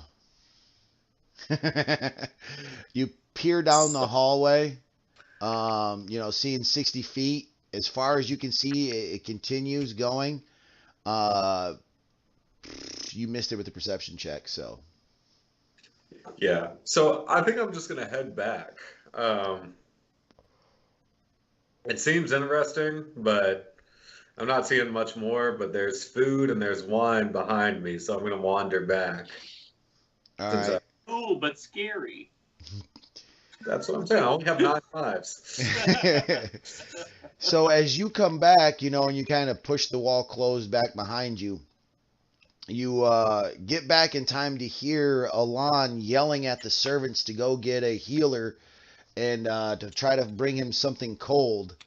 You come over and you see Burgie in a heap, like, very, very sick and a very concerned look on Alon's face as he's now just kind of like straight pouring magical energy into him to keep him alive. All right, so Colossus, Yes. as you are moving through, and the Centurions are kind of keeping the crowds back, you do see one weapon shop. You stopped at a couple other ones, but the work didn't really catch your eye. Seemed like normal, little shoddy work. But when you come up to another one, you see that there is a couple of gladiuses, fine made, a few spears, bows, and a very fine crafted silver inlaid crossbow within the window of the shop. Okay. I'm going to. Is it a booth or like a complete store, like Complete with a window store front? with a window front. Okay. In that case, I'm gonna walk into the store. All right. And what do I see? All right. And once you walk inside the store, there it's stone with mortar walls, very fine crafted made. It doesn't have a thatch roof. It actually has like clay tile, like most of the city does in this area.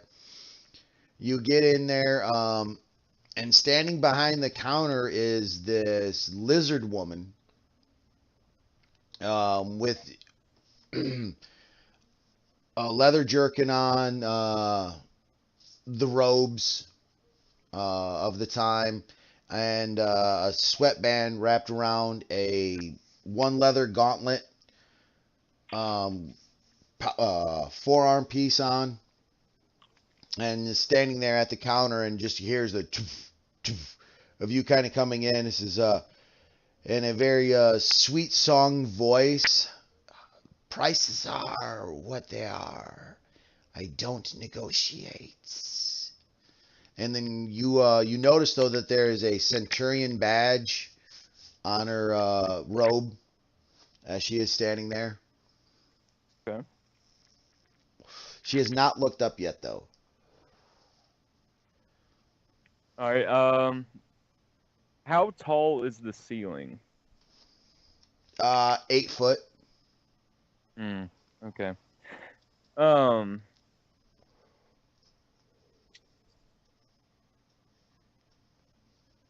Sorry, I have to look over something just real quick.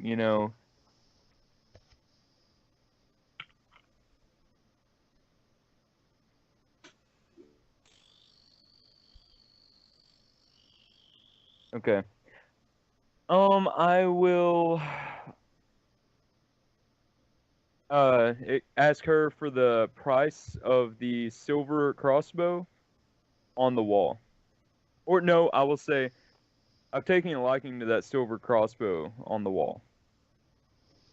And she's like, "Ah, one of my Could you tell? finest makes." Then looks up and is like, by the sixth, what are you? And then instead of being in shock, like instantly just kind of starts looking over your body, how you are made and everything. You instantly catch that crafter's spark in her eyes as she's looking over. You know, she didn't take like a step back. She just startled for a second. Then her love and passion of crafting kind of took over as she's admiring your craftsmanship. That is you. She's it's a silver crossbow. Yes. Strange. The crossbow has been enchanted by friends in the Golden Quarter. One of the few enchanted weapons in the city. It is for 1,000 gold marks. Okay.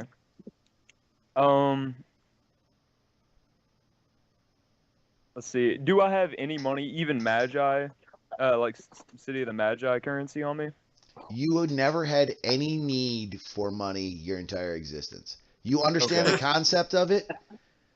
You know what it's used for, but you've honestly never needed it before. Okay. So I will.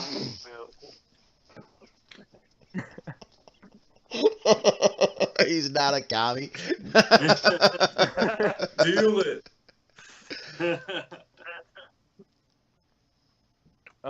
Let's see. I'm like literally my fault. It's horribly awkward in all social situations. So,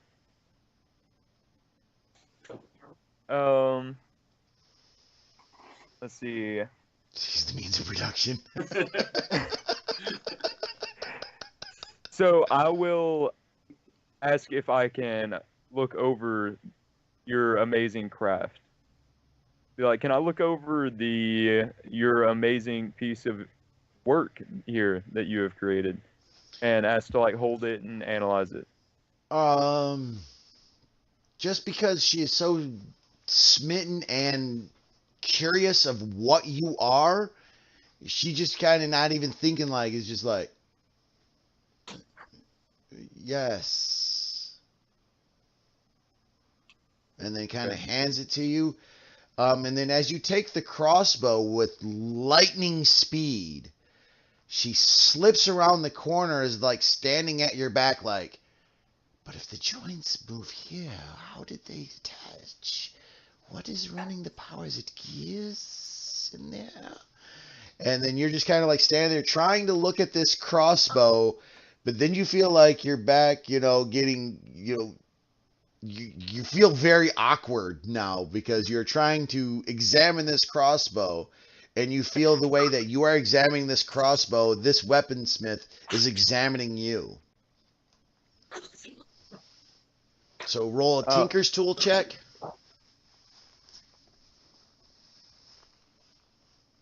Yeah, dude, you are so like feeling awkward as fuck. You're like, yeah, this is a crossbow. That is nice. It is. Yep, that's a crossbow. Are you done? Then I will, since I obviously don't have the money currently to buy this crossbow, I will pull out my light crossbow, and I will ask her if there is any modifications that she could show me to work on the crossbow or build a different one. You take, and it's a crossbow that you have personally made, and you kind of set it down, and you set the other one, and you go to ask her, and you look over your shoulder where she was a second ago, and now she's back behind the counter, on the counter, with like a magnifying glass out, like examining your shoulder and everything, perched perfectly over it, and is like, oh, And she kind of jumps down and puts the magnifying glass away and then grabs the crossbow and is like, fine made. Wood from the oasis. I heard this is rare.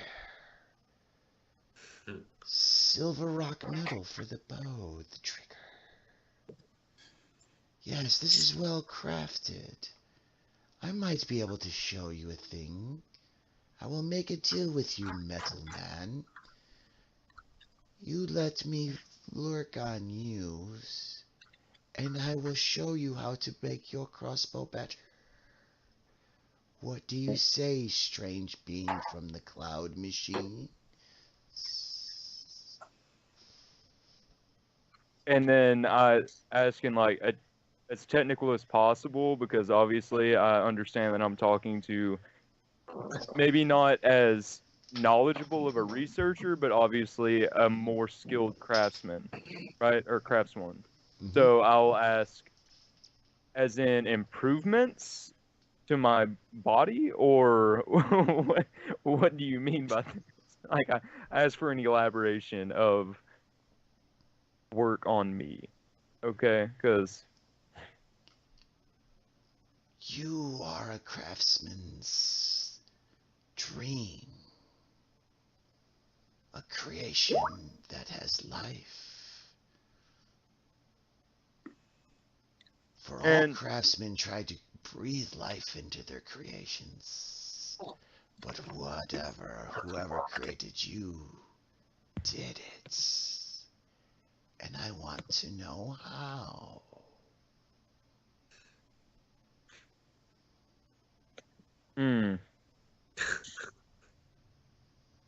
See, I feel like I should say no, because no, just because, like, you know, like, my backstory, I'm literally my father's like proudest work. Like, like everything that he ever done got poured into like the creation of Colossus. But at the same time, it'd be nice to get some crossbow parts. So That's right. Sell that metal ass bitch. yeah. So with your characters and fucking sleep with everybody. It's too Um, important. Yeah, I'll tell her that I will disassemble some of my outer shell and she can examine, okay? And she cannot touch. But she can. I'm not a whore. 3 foot rule. Or- 3 foot I'm not a rule. whore, I'm a stripper. Let's get this right. All right. So you and the female lizard blacksmith kind of step back into her workshop. Chicka wow wow, chicka boom, chicka. And No. it's gonna take me an hour just to take my armor off, so it's Right. So you guys go back there and she is just smitten at the work that it is. It's not so much as, you as just it is you. She's got pen and paper out taking notes. She's even started like a chalk drawing of like all the different things that is happening and what's doing, and that pretty much is going to take up the rest of your day. All right, good old green sleeves. After wandering the streets with your couple of guards and stopping and trying to swoon some ladies and gents with song and tale, you finally make your way to the outside the walls to the Purple Song. And as you come out, the most elaborate individuals you have probably ever seen in your existence can be seen everywhere. I mean, from orcs with 3 drums attached to themselves to elves with a violin and singing a song to a halfling balancing act team that plays harmonicas as they're jumping through the air, or like little panpipes as they're jumping through the air. It is just a literal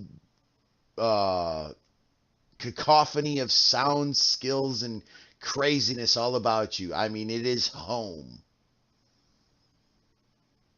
Is there any way to get higher up? What do you mean?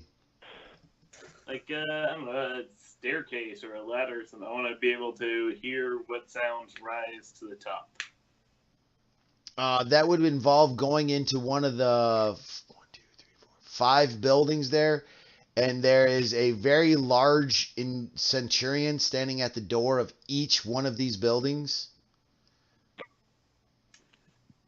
All right, I want to go to the least populated one. All right, that would be the one that's not attached to the any other ones.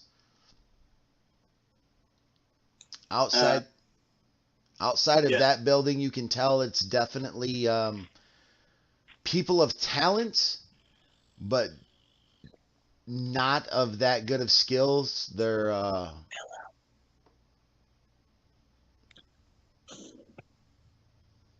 All right, yeah. So I want to head in there and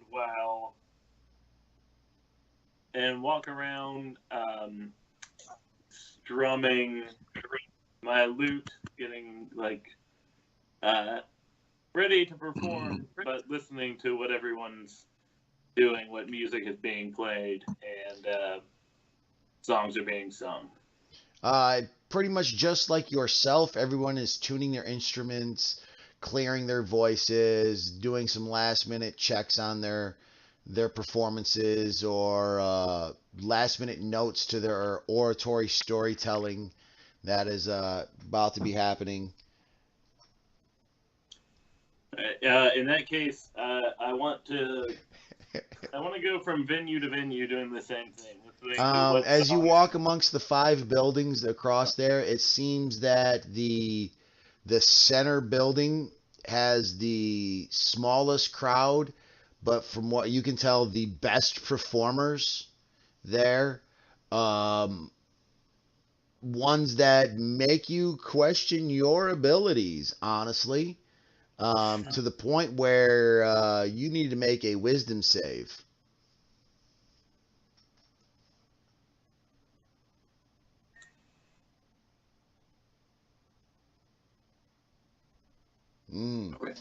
You find the strength to not be discouraged by the talent you see before you, but you do know that they are very talented people there, and it would be a battle to the end to try to outperform some of these performances you see standing here in front of you. Well, I'm going to take a table towards the back of the venue and order drinks and listen to the music that's played. Okay. All right, we lost Colt. Hopefully he'll be back. All right. So you sit back there and He said a storm's brewing. Yep. Internet might go. My internet might be messing up. All right, so you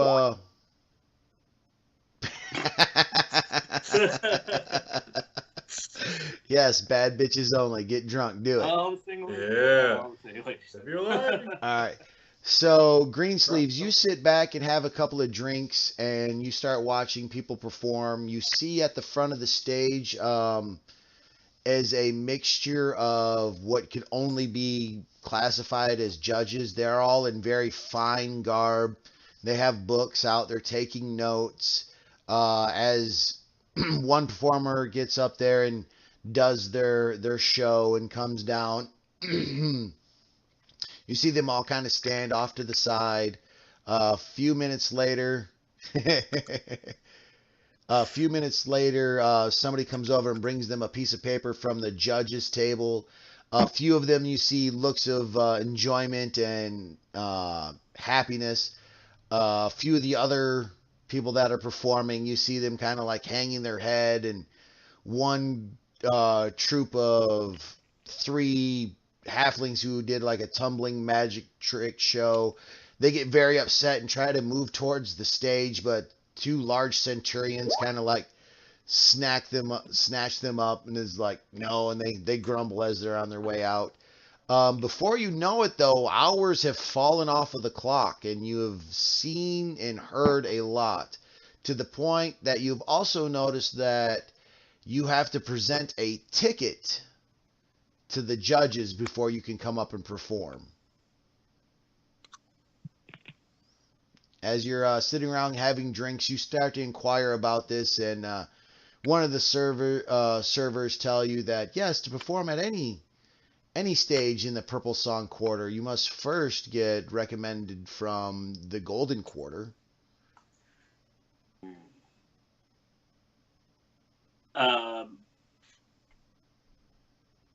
Well, in that case, I know where the real action's at. So I'm going to call up my guards and head towards the Golden Quarter. All right. As you're heading back to the Golden Quarter, you hear a cacophony of people talking, and you kind of look down one of the alleyways and whatnot, and you see a mob has kind of formed. Not an angry mob, but a very curious mob as they're going out. And you kind of peek through, and you see Colossus walking down the road, and the Centurions are keeping the people away, and you kind of move your guys' group together, and you kind of come up and kind of form up. And you would swear that if he had emotions, he would be shy right now, as he's kind of walking, and you see him tightening bolts and and doing everything else. But he has the parts of a crossbow, or he has parts hanging from a bag on his back and on his side, and what looks like a new set of tinker's tools hanging from his belt, as he is still, though, taking like wrenches and tightening stuff and looking around and kind of jumping when he sees a lizard woman for some strange reason. Inadvertently, though, he starts heading back to the castle and just kind of caught up in the essence of the moment of like, what happened to him? Like, what happened to you? And he's not talking about it. You find yourselves making your way back through the castle. As you reach the castle room there and make your way through, servants come running by, and what can only be described as a very old man, very spindly, long white beard hanging down, deer antlers hanging off his back, a large robe made of deer skin that has writing all etched across it and burned into it, making his way towards your guys' room. When the two of you enter the room, you see that now sitting around Burgie is like a circle of healing, and Alon is just continuously pouring magic into him to keep him breathing or doing something. Sweat is pouring from his brow. Riff is sitting off to the side, like drinking, like, you got him. Don't let him die. He's a cool bird. Yeah. Even Alphonse is standing there, with his arms, muscled arms crossed, looking over, going, don't die. Don't die. And now there's this old spindly druid standing over Burgie, casting spells and magics over him, pouring more and more magical energy into him. What's going to happen? Is Burgie cursed? Will Alon and this new druid be able to save Burgie? And what is happening to him? What is going on with that hole in the wall? And did Colossus really sell his booty for some parts? We'll find out this more next time we play Thursday Night Brew. I'm DM Fort Stillwater. These are my players. I hope everybody had a great time. I know I did. Players, thank you so much for making this game so much fun for me. I really hope you guys had a great time tonight. I know I did. Glad everybody got to survive their military exploits and their personal endeavors that was going on. Also, I would like to say real quick, check out my buddy Nelmsy at twitch.com. Twitch.com. I had one too many beers. Check him out on Twitch. He streams like Ark, 64 games, like all sorts of crazy stuff. Good guy. Also, if you're interested into getting into Dungeons and Dragons Online, I mean not Dungeons and Dragons Online, but how we play D&D through Fantasy Grounds, click our link, check it out. It's real fun, it's real easy, and it's real cheap. And on top of that, it's got a great fucking group of people that give you much support. Also, check out Josh on every other Monday nights running his Magipunk game, player involved. And also check us out opposite Monday nights on Traveler. Burgie / Penguin of Many Names is a great guy in that game. Come check us out being a bunch of nerds. With that, say goodnight, everybody. Good Night, night. everybody. Night, everybody.